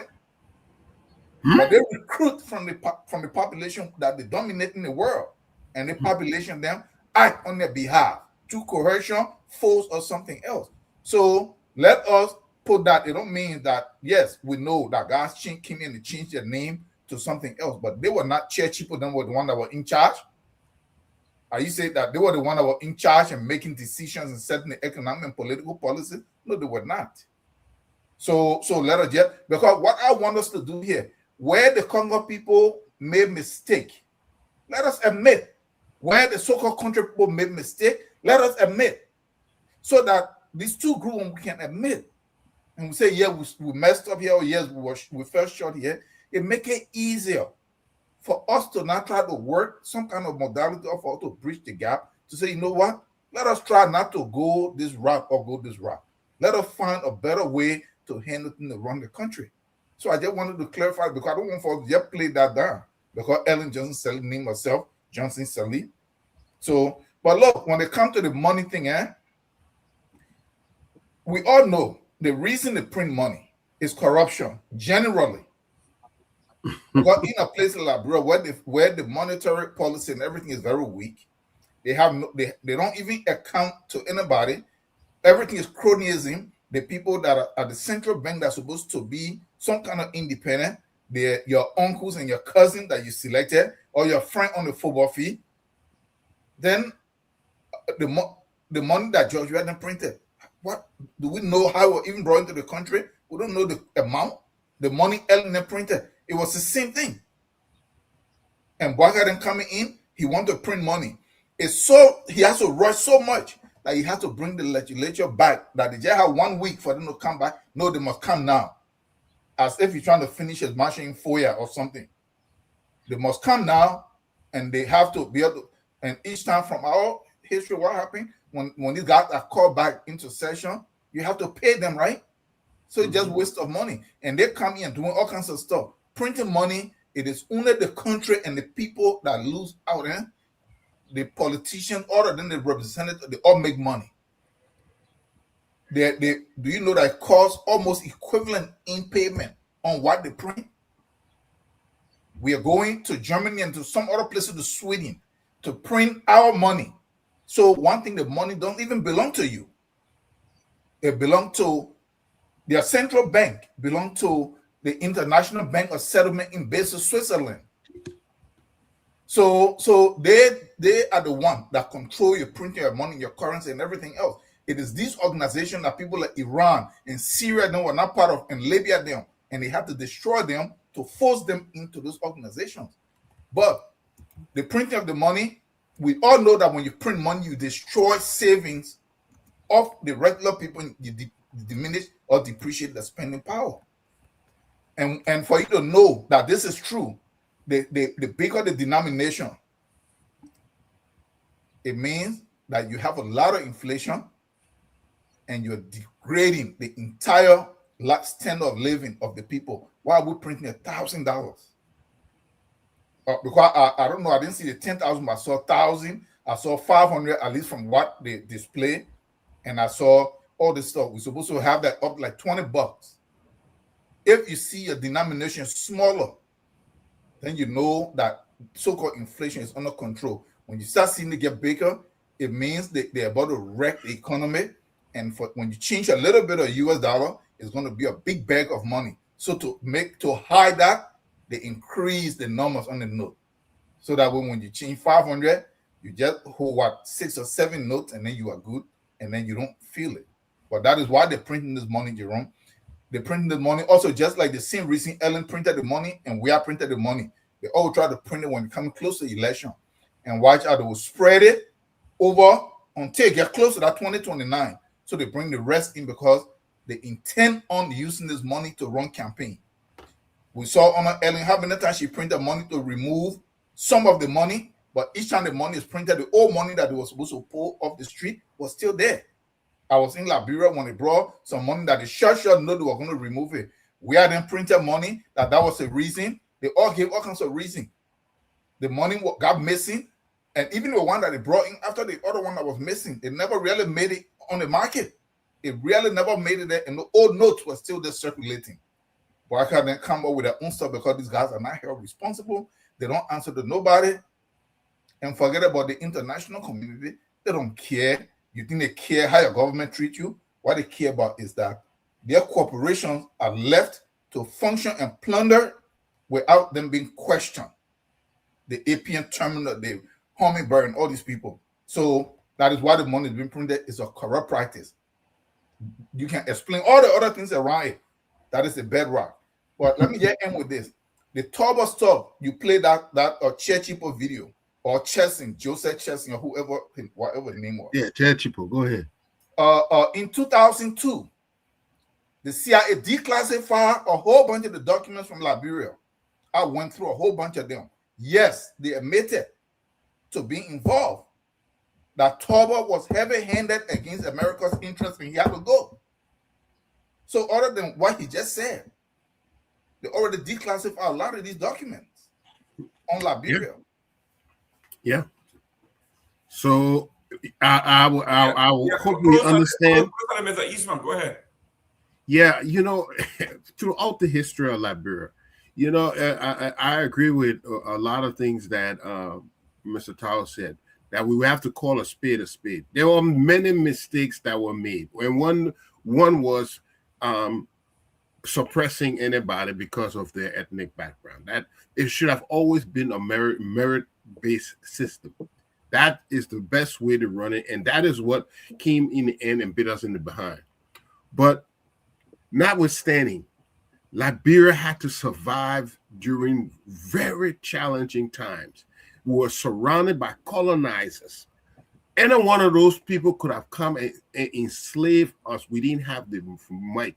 We asked for loans. They wouldn't give us loans. We struggled to survive. It was very, very difficult. And now you hear, finally, you got a president who's sticking up for our interests. The people take him out. You see, so what can we do to uplift ourselves? Because if it's up to some people, we'll always be dependent on them. And this is the thing. Any leader, you can be from any district, you can be from Basso, you can be from Grand Gila, you can be from Maryland.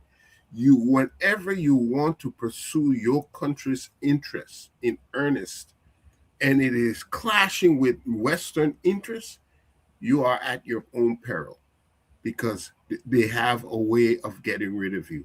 Can I real quick? Okay, one of the reasons that we were talking about the economy and nepotism and sectionalism for which we all stood up, right? Now we have one of the country boys in there who is Joseph Boykai.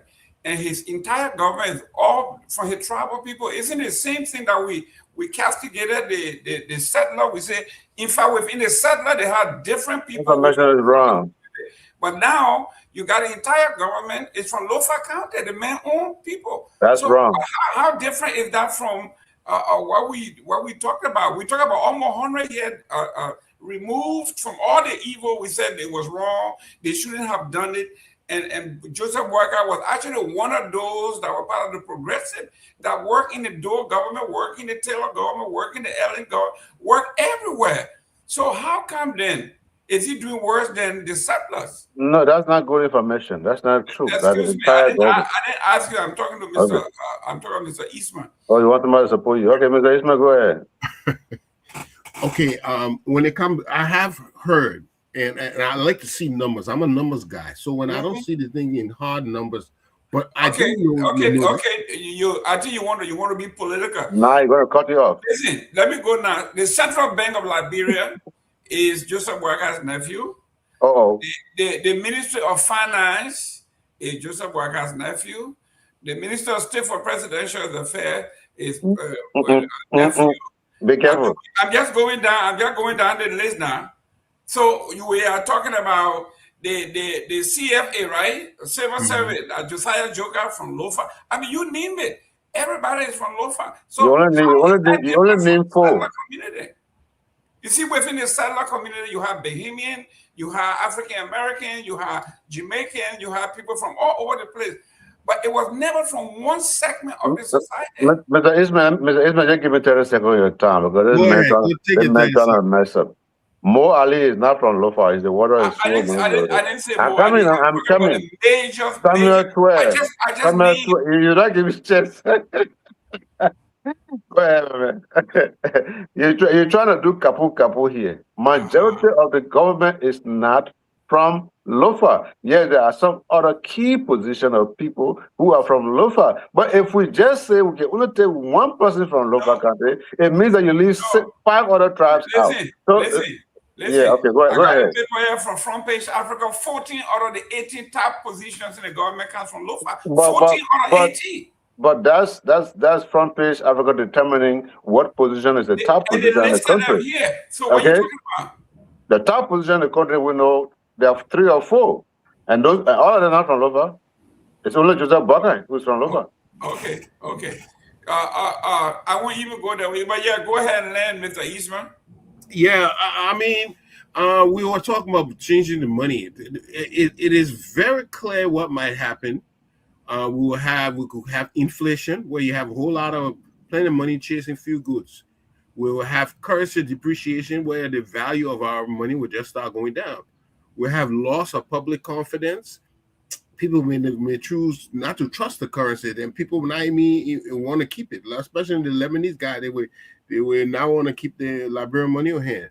You find the cost of living will start going up because everything prices are rising. You will see that there will be a greater impact on poverty and inequality, because as prices go up, fixed incomes lose value. Wages don't keep up with prices. So cost of imported goods and always start getting more expensive. So what could happen in the end is what they call hyperinflation. When hyperinflation happens, that's when your paper is Joe were telling Idi Amin, it would be like toilet paper because it would not be valued nothing. And we have seen this happen with Zimbabwe. Zimbabwe was a viable economy, the breadbasket of East Africa there, and it turned into a mess by bad economic policy. So Gafwan, anyway, this is not a Gafwan thing. This is really the governor of the bank. He's supposed to be because he's the one who has to keep inflation and down. He is really close with the responsibility to keep inflation at bay. So I don't. If this is what's recommended, and the Senate is supposed to review this case, what is the justification? And when you don't have people who are doing the job they're supposed to do, anything can happen, and that's just going to always be the case.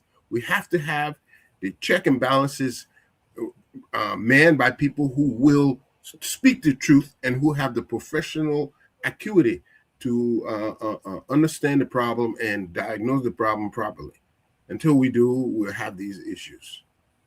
Excellent. Ladies and gentlemen, real quick, end on this so we can go to number 2. Go ahead. How will Mr. Eastman just made a point? How will the central bank governor actually follow the policy of the bank when he was brought in illegally? So he brought in his nephew illegally, so he actually pledged allegiance to the president. So you see, these are some of the stuff when things were being done forcefully. There's the same guy that now want to go to the Supreme Court. When the Supreme Court told him that he couldn't do this stuff, he ignored them and nothing happened. How was he brought in? He was brought in forcefully, and somebody from the central bank was paid off because they didn't have a case. So that's the problem right there. So how will he? So Gafwan, then who is the right hand of the president? So you can just see how the president railroading everything.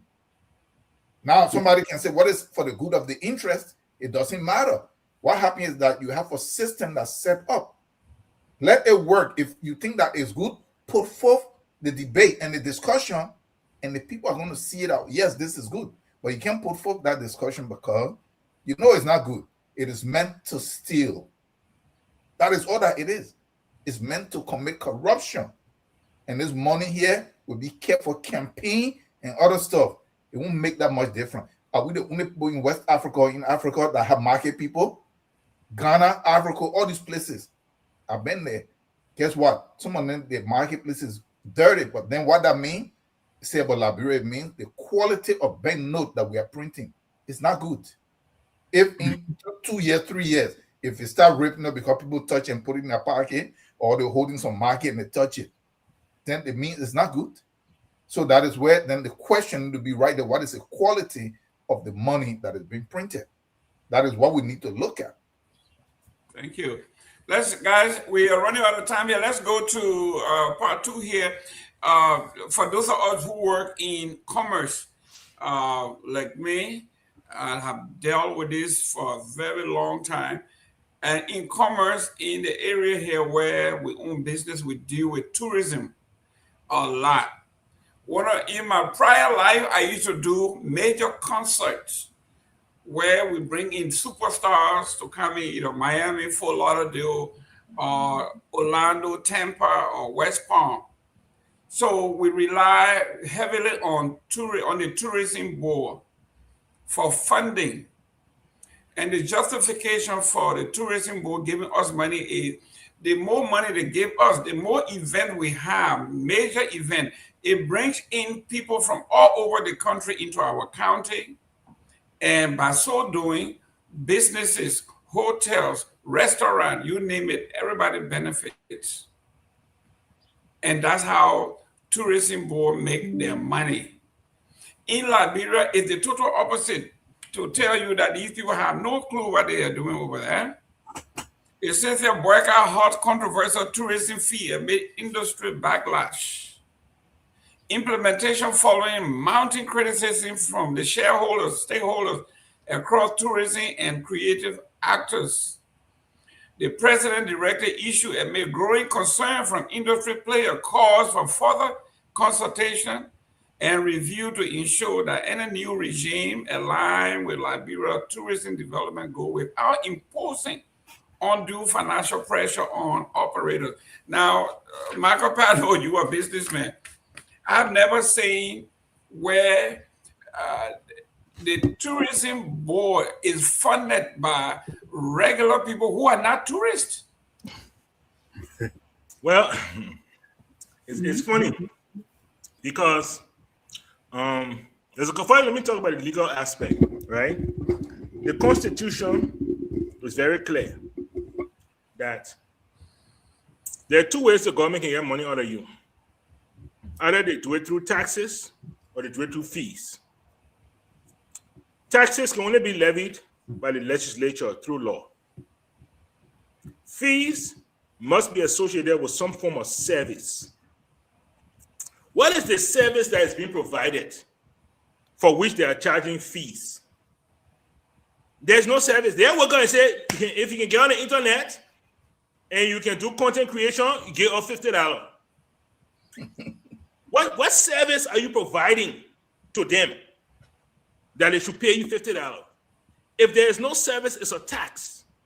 You cannot just come up as a government agency. You can't just create tax. It has to be legislated. So the first thing is illegal. That way you see the president calling, hey, you hold that thing, you're baking you. You know, and it just shows the craziness of the government. So people are not even communicating with the executive. They are doing their own thing. That's the first thing. The second thing is, if you really want to collect tourism tax or tourism fees, bring tourists. The people, where are you taking money from? When the last time they saw a tourist? A barber. You want sending money from barber. When was the last time a barber saw a tourist? Then before you collecting money from him. All I see, this government has laid out an over-ambitious a platform for Liberian people, and now they are scrambling to get that done. They are scrambling to finance that. That's why you see they are printing money. That's why you see they are taxing the very same people. And the people are not going to like this. I was telling my brother the other day, people can barely find food to eat. Then you can't tell me to pay. Last but not least, I learned this as a young parent, and something I've taken with me, and I teach it now to my boys. Never, in all parenting, never lay down a law that you cannot enforce. So if I'm a barber, how are you going to follow me for your money? If I don't pay, what are you going to do? What, you put me in jail? What really are you going to do? They have no way of enforcing this. It is crazy. There is no tourism sector. There is no tourists. The government is just scrambling. And they are supposed to be the responsible people. They came to us and say, we are responsible. We've been in government for 47 years. We know what we are doing. If CDC had done this, I would understand. That's also novice. They're trying to patch. We understand. Try and error. But when the responsible government comes and displays in this manner, it should scare every single one of us. Now, what else do they have up their sleeves that they are going to throw at us between now and 2029 just to get reelected? So that's why I'm not going to talk about that whole name change thing. That thing is to do that leader part. So that's why I stand with that. I'll pass it on until we are running out of time. Yeah, let me go to Mr. Eastman. Here, like I say, I have used the tourism board before. Here, the tourism board get funded through bed tax, right? Like if you bring if visitors come in, the hotels, the car rental, all of these people, all of these things, they pay taxes. But in Liberia, they are doing it, and it says here, taxes are not generated from residents of the county. It is generated from people coming into the county. Now, in Liberia, the opposite. We are not collecting money from people coming into the country, but instead we are taxing taxi driver, we are taxing barber. They say if you get a tailor shop, how many machines you get in the tailor shop, you will pay according to the machine. It is. I know the government is strapped; they need money, but this is terrible. Well, you can understand why taxing can help. It builds government revenue. You can use it for infrastructure maintenance. You can use it for environmental protection. So you can put it to good use. But there is a risk you take if you tax them too much, because you will be discouraging visitors. First of all, it's a burgeoning industry. We're just trying to grow this industry. Then you start taxing it. So it may stifle it. So a balanced approach to this taxing, maybe a small hotel tax, maybe an airport departure tax, maybe, and then maybe the park, you put entrance fees, but we don't want to kill the tourism industry. So I wanted all this taxing I see they're doing. I want to see the studies because I rarely question some of these decisions that I made because it should be based off of statistical data that they're making these moves, not guesswork. So I haven't heard this debate, but like I said, it can be good, but if you do it the wrong way, it will kill the industry. That's where I am on it. Tao, Mr. Eastman talks about exit taxes, right? That you leave in the country or you're coming in, they should tax you. I'm a Liberian. I'm not a tourist. I'm going home. Why should I pay tourist tax? If I'm going to Liberia, I'm going to my own family. I got my property there, like Eastman does. Why should he pay taxes coming in for tourism and pay exit tax for tourism? He's not a tourist. He's a Liberian. Yeah. No, look at what happened here. I don't think Eastman was just hypothesizing some stuff, right? He's just trying to say areas because I don't think he's necessarily saying that everybody that coming in and out, they should be taxed. You're looking at the area where tourists might exit and enter the country. You are just giving like some hypothetical situation, right? Because we're looking at what they're doing. What they're trying to do. First, I want to ask this question. Who is the head of the tourism board or what is the name? Some Nigerian guy. Okay. Oh, look at some Nigerian guy. He's not a Nigerian. Ananiga or something. He's not a Nigerian. I know you got some couple there, but the guy who be going all around, the guy who be going around is Ananiga. He's not a Nigerian. Look at what happened here. This is not a tax on tourism. The president had to know about this. His people, they know about this. These guys, the finance minister that have the president here, that is the money bear holder for the president, for not just this president, but all the other presidents that come in, because Ellen actually turned it that way. She popularized this. They are trying to come back to the same people. I'm one of those that are against taxation. And this is the reason why, especially in Liberia, the government is not cash strapped. How can the government not have money, but people are collecting $3,000 for a generator? How can the government not have money, but they're buying $45,000, $50,000 car every 3 years? How can they not have money, but they have free phone that they're collecting 800, 900, 1,000, 1,200 gallons of gas? Inside Liberia, where are you traveling to? To Ethiopia? So the government have money. And we keep look, let us, I said this here again, and I will say it again. If you turn the Liberian budget into $100 billion today, the situation stayed the same. They will find a way to soften it off and still leave nothing for the Liberian people. So Liberia's problem, it is not whether they have more money or less money. It's a bunch of criminals entrenched themselves. They have no interest in the country, and they're going to steal. They say the country don't have money. Regular people don't take pay. But you never hear senators say they didn't take pay. You never heard the president say he didn't take pay. If you are the captain of the ship, you stay on the ship until everybody else is rescued. You know one thing about the Congo people? Whenever the country ran into problem, they brought money. And they make sure that the country ran. They make sure that everything else was paid. I'm not saying that it should be done because we don't want to be run as a piggy bank, but at least they knew that they were involved in some corruption and other stuff, so that, you know what, let the country run. Let us wait. We can get our own money back later. But it's not in this guy. So this whole tourism stuff is nonsense. The president know about this. I want to believe strongly there is no way that that group of guys would just get up with the finance minister and fix it. You talk, so hotel pay $2,000. How did they come up with this kind of money? That some pageant, beauty pageant, 4,000. What kind of money is this beauty pageant generating that they have to pay $4,000 US dollars a year?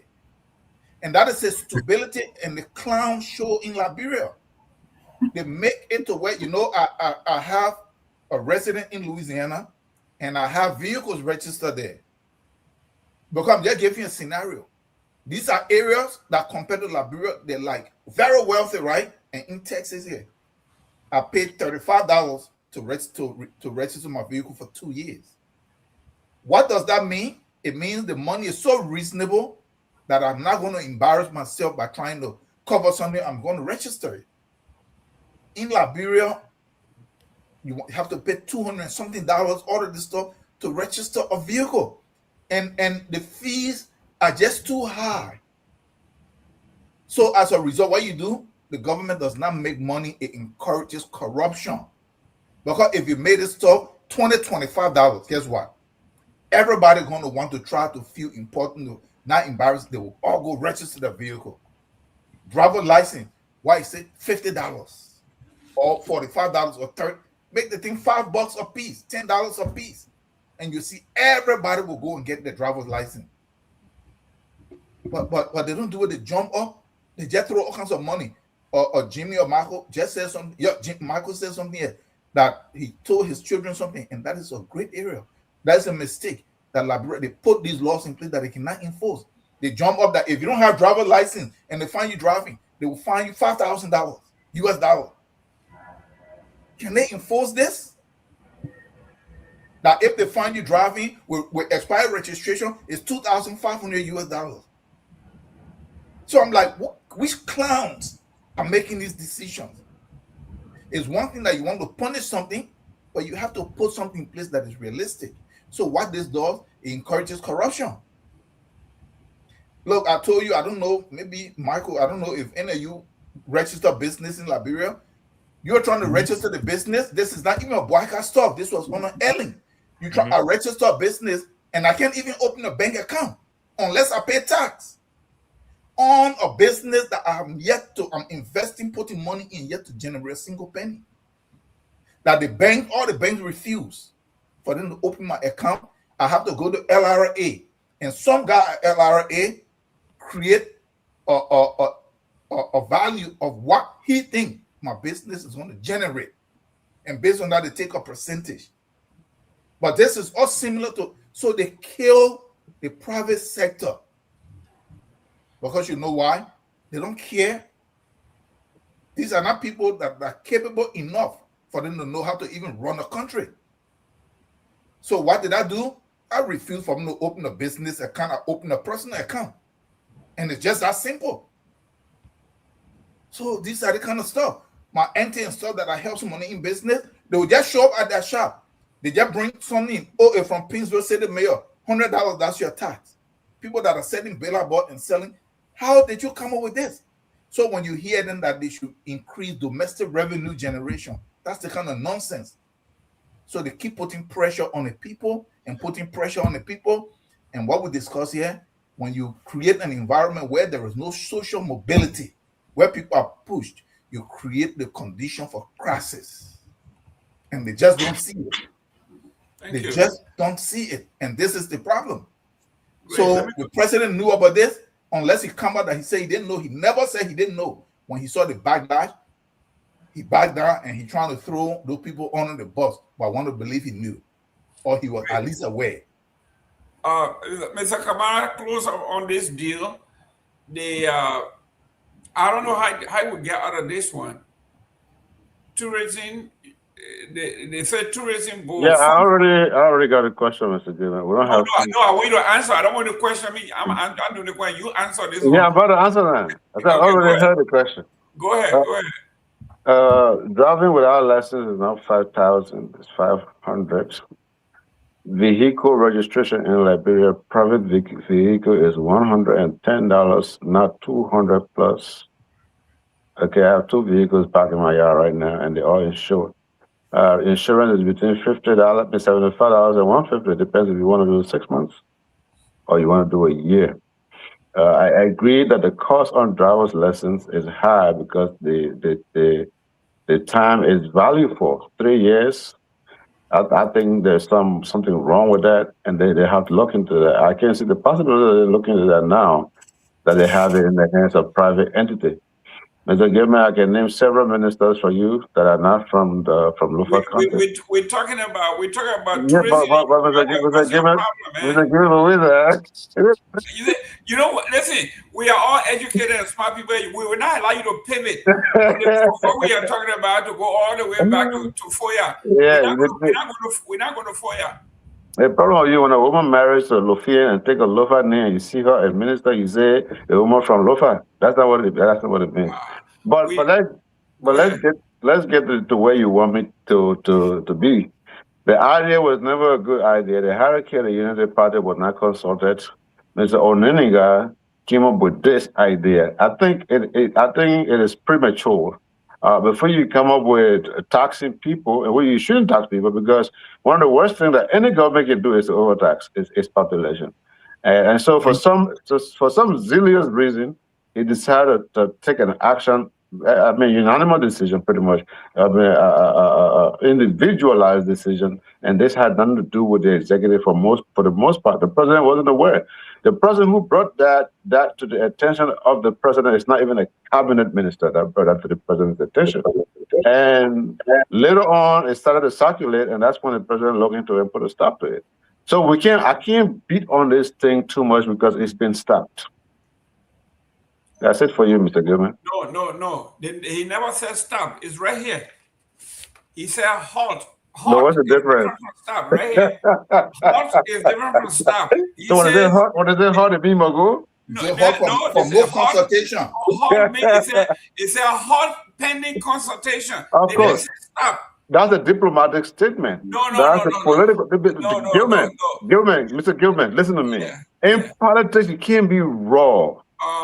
One of the reasons why they don't respect us with the blue book overseas is because we got a man here that is just raw. There's political language and there's strict language. So the president will not go see his employee and somebody who's working on his behalf and just say stop, is wrong, cancel. You got to make it strict for him. That's why when we try to get rid of you, we suspend you pending investigation. Just rest assured you're not coming back. You understand what I'm saying? So there are many ways to speak diplomatic and political language other than just being brutal. No. Even if they're innocent, they're not coming back. Yeah, anyway, Jimmy. Let me out of topic. Jimmy, you're the diplomat here. Let's close on this so we can get out of here. This man is saying suspension and firing are the same thing. I don't know where they went to school. Thank God he didn't go to see them. You know what we've seen in Buckeye government? Suspension is seen with firing. Because once you suspend it, you're not going back. Yes. Once you suspend it, just forget about it. But it doesn't. That tells you he doesn't know what he's doing. Okay. He wants to beat. You can't sue him because he fired you. He will say, "I didn't fire you. I only suspended you." That is people who are not principled. That's how they speak. Yep. You know what?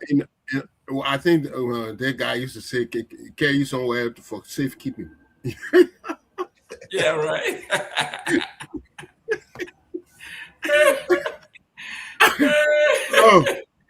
When I'm getting ready, if you on a chopping block and if they say you suspended, just forget about it, huh? Just know your business finished. But it's not indefinite suspension. Is tantamount to firing, but from what we've observed, a suspension in this government is a complete firing. Nothing else, nothing short. And I think it's a good idea because it kind of lighten the blow a little bit. Say, okay, I'm just suspended, but believe it, you're not coming back. That's for sure. That's for sure. Somebody coming on the show, mommy coming on the show is already 6 o'clock. After 6. He can't do it close. He can't do it closing. I can't do close. He can't do it closing. Well, ladies and gentlemen, we got 2 other topics here, but the time is we are going to push it up to the next Sunday because we had a very interesting topic. Hopefully, during the week, those of you who are on shows during the week, April 14th and April 22nd, those days are very important. Hopefully, we can continue to discuss these issues, educate the young folks. where mistakes were made, how we can correct them. And until we can do that, we will continue to repeat these errors or these mistakes. So we need to address them. And we can only address them by talking about them. With time being fast spent, I will ask Mr. Tao, you were the first here. So can you close, give us your closing, your parting comments? You make him last, so then I will spend 20 minutes closing. Why are you stealing the man time? The Baga people that how they always steal everything, even your You want a man to go there, you took out 2 minutes of his time talking. Look, gentlemen, this show is a very nice show.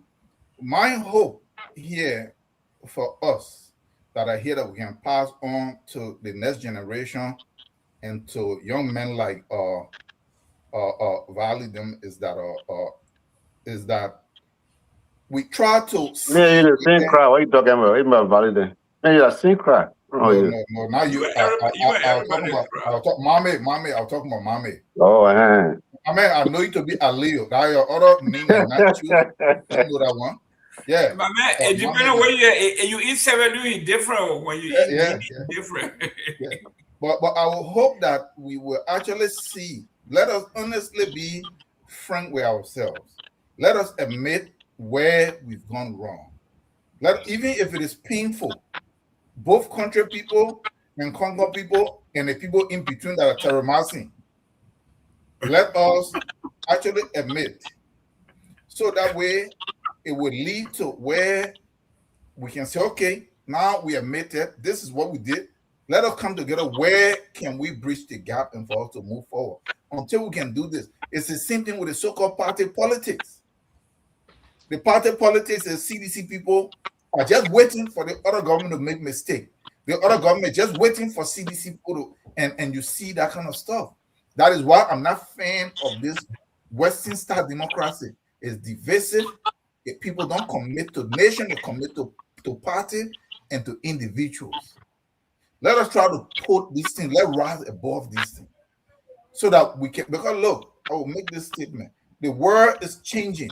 The world that you knew is different now. There are a whole bunch of people coming on board. Africa, the West, what would be left of the West? And the rising blacks have no option but to industrialize Africa. It's not going to be willingly, even though they don't want to, but they will have to do that because Africa will have the youngest part. By 2050, Africa will be almost 70% of the global population of youth. All of the resources that are needed. Africa is the only continent in the world. Forget about other stuff that they want to put in your head that Africa is poor. If Africa was poor, why everybody coming to the poor man for them to get what they need for their own livelihood and for their survival? They will be fools. It is only the countries that are putting themselves in a position, countries like Ethiopia, countries like Rwanda, countries like Ghana is trying, but I keep watching them, and other countries. They're building up the infrastructure. If you look, most of the industries had left from here when Ethiopia completed the Renaissance Dam. The data center for AI is now opened by Microsoft and Google in Ethiopia. That is the next frontier. You see Ghana and you see it also coming up. You see Kenya, you see Tanzania. The tourists both want to charge money when they have not even built the infrastructure that will bring tourists in. They don't want to do no work. They just want to charge money. Liberia need to build up its infrastructure. They encouraged.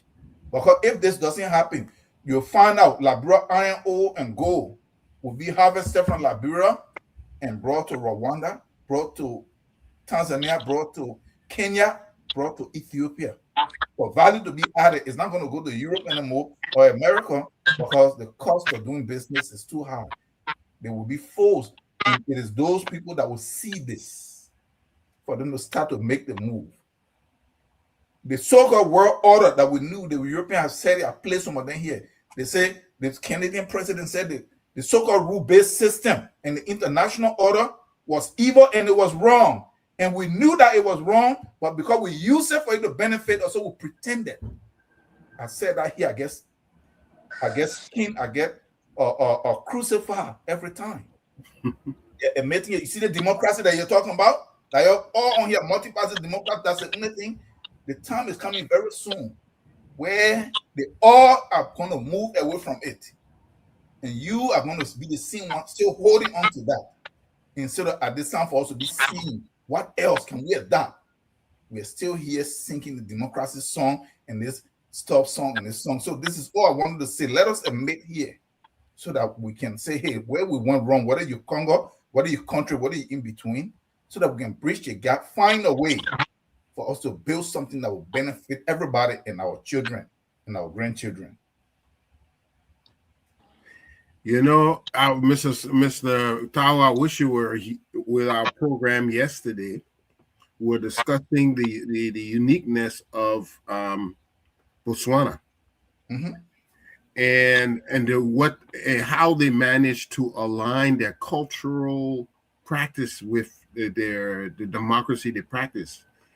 It is very much like the village before. You had the chief and you had the elders. The chief didn't do anything without consulting the elders. So their form of government, is through consultation. So they have an assembly of people, but they don't make decisions on their own. They talk to the people, they get feedback, and they come to a common consensus before they do it. What we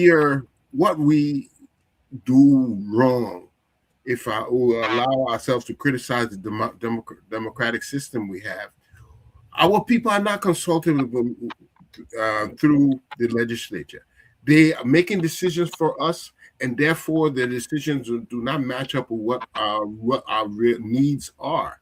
If they were consulting their villages, their district more often, if they were genuinely seeking the welfare of their people in their villages and district, it wouldn't be messed up like this. But they go there, they go up to the Capitol building, and they forget that they're only there for one reason, and that is to represent people, not represent their ideas and their things. But they got it all upside down, and that is why it's failing for us. Yeah. You're muted, Jerome. Let's go to Mr. Kamara.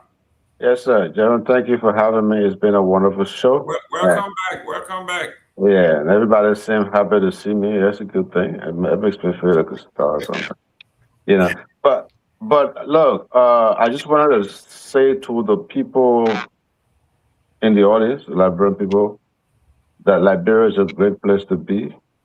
The country is calm. The country is quiet. Less crime compared to where Mr. Gilman currently lives. There is nobody is trying to subjugate anybody or suffocate anyone, regardless of their economic status. You don't have to look above your shoulders. You don't have to keep changing your phone setting because somebody's tracking your location. It's a free place, true freedom, where you call Liberia today. That name is actually exemplifying. We have small issues going on here and there, corruption, basically from the lower side of the country, the young people. And I want to clarify something to most people when they say, oh, we got 70% young people in Africa. You really think that's a good thing? That's not a good thing. Because one, if you were living long, you would not have 70% of the people young. It just means you're dying plenty. It just means you're dying before you reach 60. So what we need to start doing, instead of pushing that narrative that, because with 70% young is a good thing, we should begin to improve our health system and give our people longevity. That is never a good thing. Japan is short on youth, not because God like Liberia, Japan, that because Japanese are living up to 100 years. And that's what we should be pushing for. Africa is a younger country, Africa is a younger That is not, in fact, the white man laughs when he hears that. Because the youth are dying while they're youth. That's why you don't have enough old people. So, Mr. Gilbert, I want to say thank you for having Mr. Michael Palmer, Mr. Jimmy Eastman, and the radical extremist, Mr. Tao, and the young man who just popped up. I want to say thank you guys ever so much. Go to Liberia, invest in Liberia, focus on the good things of the country, the positivities, and not just something that makes the hairline. There are more good things happening than bad things. Thank you for having me. Yeah, Mr. Kamara, I think you know, for you, you say the place is peaceful. For me and Michael Palmer, the place because Don't me speak and for yourself. Don't speak for Michael Palmer. no, me and Jimmy were just there. Everywhere we turn, people begging us for money. We can't even So, rent. yeah, So how can I didn't say the country wasn't poor. I didn't say the country wasn't poor.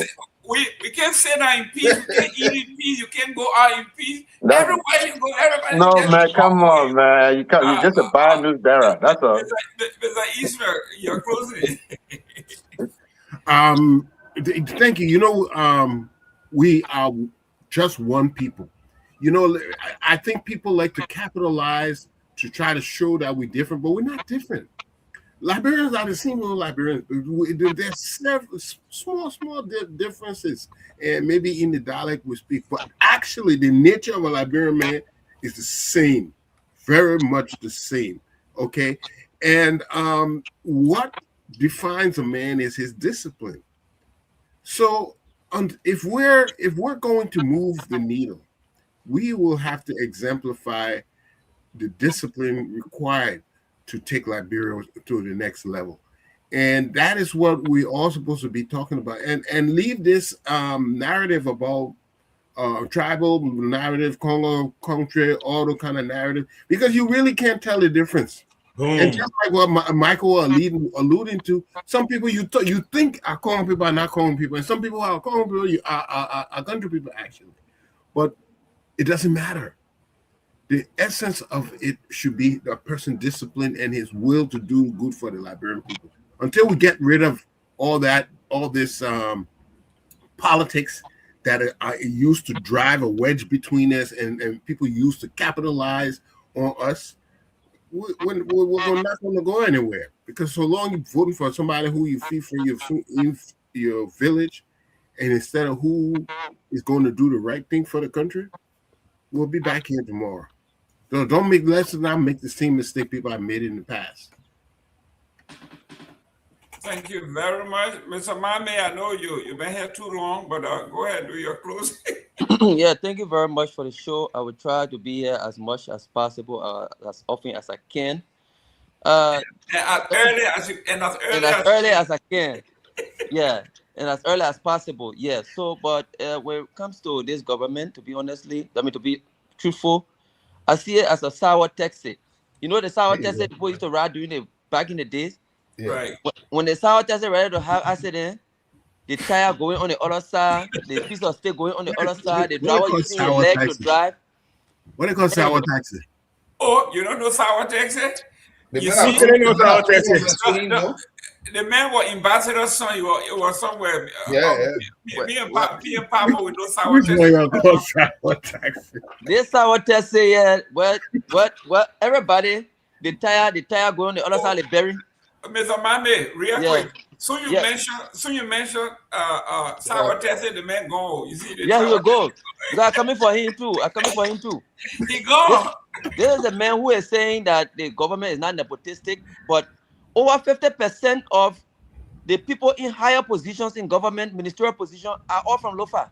Then you will go name 3 or 4 persons, like Mo Ali, and 2 other persons. Then you will use that as a justification that the government is not nepotistic. How can we believe such an analogy or analysis? It's faulty. It's flawed. Now, when it comes to the tourism sector, this government is telling us that the president is not in control. The ineptitude, you can see it clearly every day.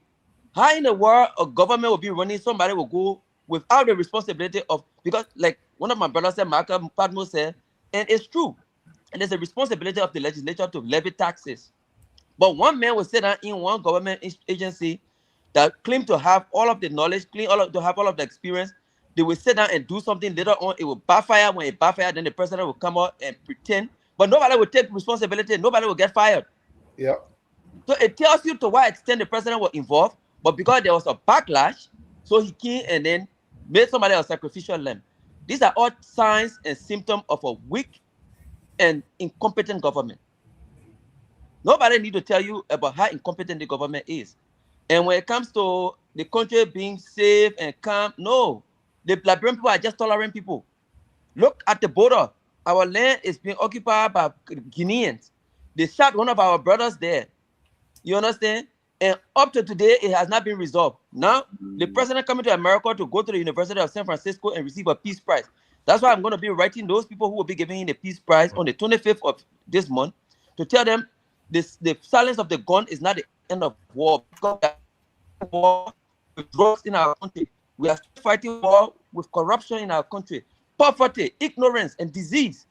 And yet, they're going to give me a peace prize only because they want to generate some revenue or some tourism revenue from our government. And the fools that are in our country will come and spend the money any kind of way, yet we don't have good university, it's not even painted, yet we don't even have good, the basic social services of our country are abandoned, and you got a few people enjoying the resources of the country. But what I will say to you, my people, we got to take it seriously because the people are trying to raise money to whatever means necessary. Whether they will print bank note, whether they will levy taxes, whether they will arm rob this GOL or what I call gang of looters. They are about to loot to whatever capacity to be able to break the next election. But we are here. We are the gatekeepers. We ensure that everything they do, they will be exposed and will resist them. We'll bring about a government that at least will be able to carry on transformation for our generation. And we have to stand up as one. We can't be divided. We can't be distracted. People in our political clusters have to get out and put Liberia first. They will have to do that because people become demagogues, people become dogmatic, and dogmatism is the end of thought. So let's get together and see what is good for our country and pursue it and forget about our political association and lineage. Thank you very much. It was a good show. And our government cannot be judged where. Oh. Yeah. Can you take what did Liberian poet decide? They decided on Boaka and you're complaining about him. Mr. Padmo, take us home. All right. So, gentlemen, I mean, look, it's been a great show. It's been a great show, you know. We did a memoriam of, April 12th and, kind of dug back in history a little bit. The one thing I will definitely agree with Mr. Tao on that it's definitely time to move forward. It's definitely time to move forward. I can remember last time I saw a Congo man. And the next time you see a Congo man, I'll be pointing out to me. I want to look at it. Jerome Gimman. Give me that basso man. Man, that man. I want to tell you, hey, you see, the one I'm telling you, I mean that basso man. The moment the coup happened, the man changed his name from a weeks to Gimman. My cousin. So the thing is, we are so close knitted, we are so mixed, that trying to identify who they were. Just the politicians have used that against us for the last 50 years. It's time for us to tell politicians you can no more use that against us. We'll be nationalistic, we'll be patriotic, we'll refuse to be tribal. Unfortunately, we have not seen this in the present government. We've seen a lot of people from Lofa. It's just the fact. And sadly, they didn't have to do it. There are enough educated, experienced people in Liberia, out of Liberia, that they could have done a better job. But they just don't care. They don't care. They just do what they want to do. And it further destroys what we're trying to do. But like Mami said, the Liberian people will decide come 2029 what they really want, because they're the ultimate deciders of such things. But besides that, when it comes to the money business, we'll continue to watch this government. We'll continue to point things out, and hopefully they will listen, and they will do the right thing. But look, great time. I look forward to next week. Hopefully we can do this again. And do it, even on a more higher scale. Until then, you guys have a great weekend. Go ahead, Mr. Gayman. Yes, take us out. Yeah, we ready already? Yeah, we're ready, man. We're not talking enough. Okay, here we go, people. Okay, have a great all weekend, Liberian guys. We are Liberian. Liberia is our home. Liberian people. Yeah, you raise it, everyone. Liberia.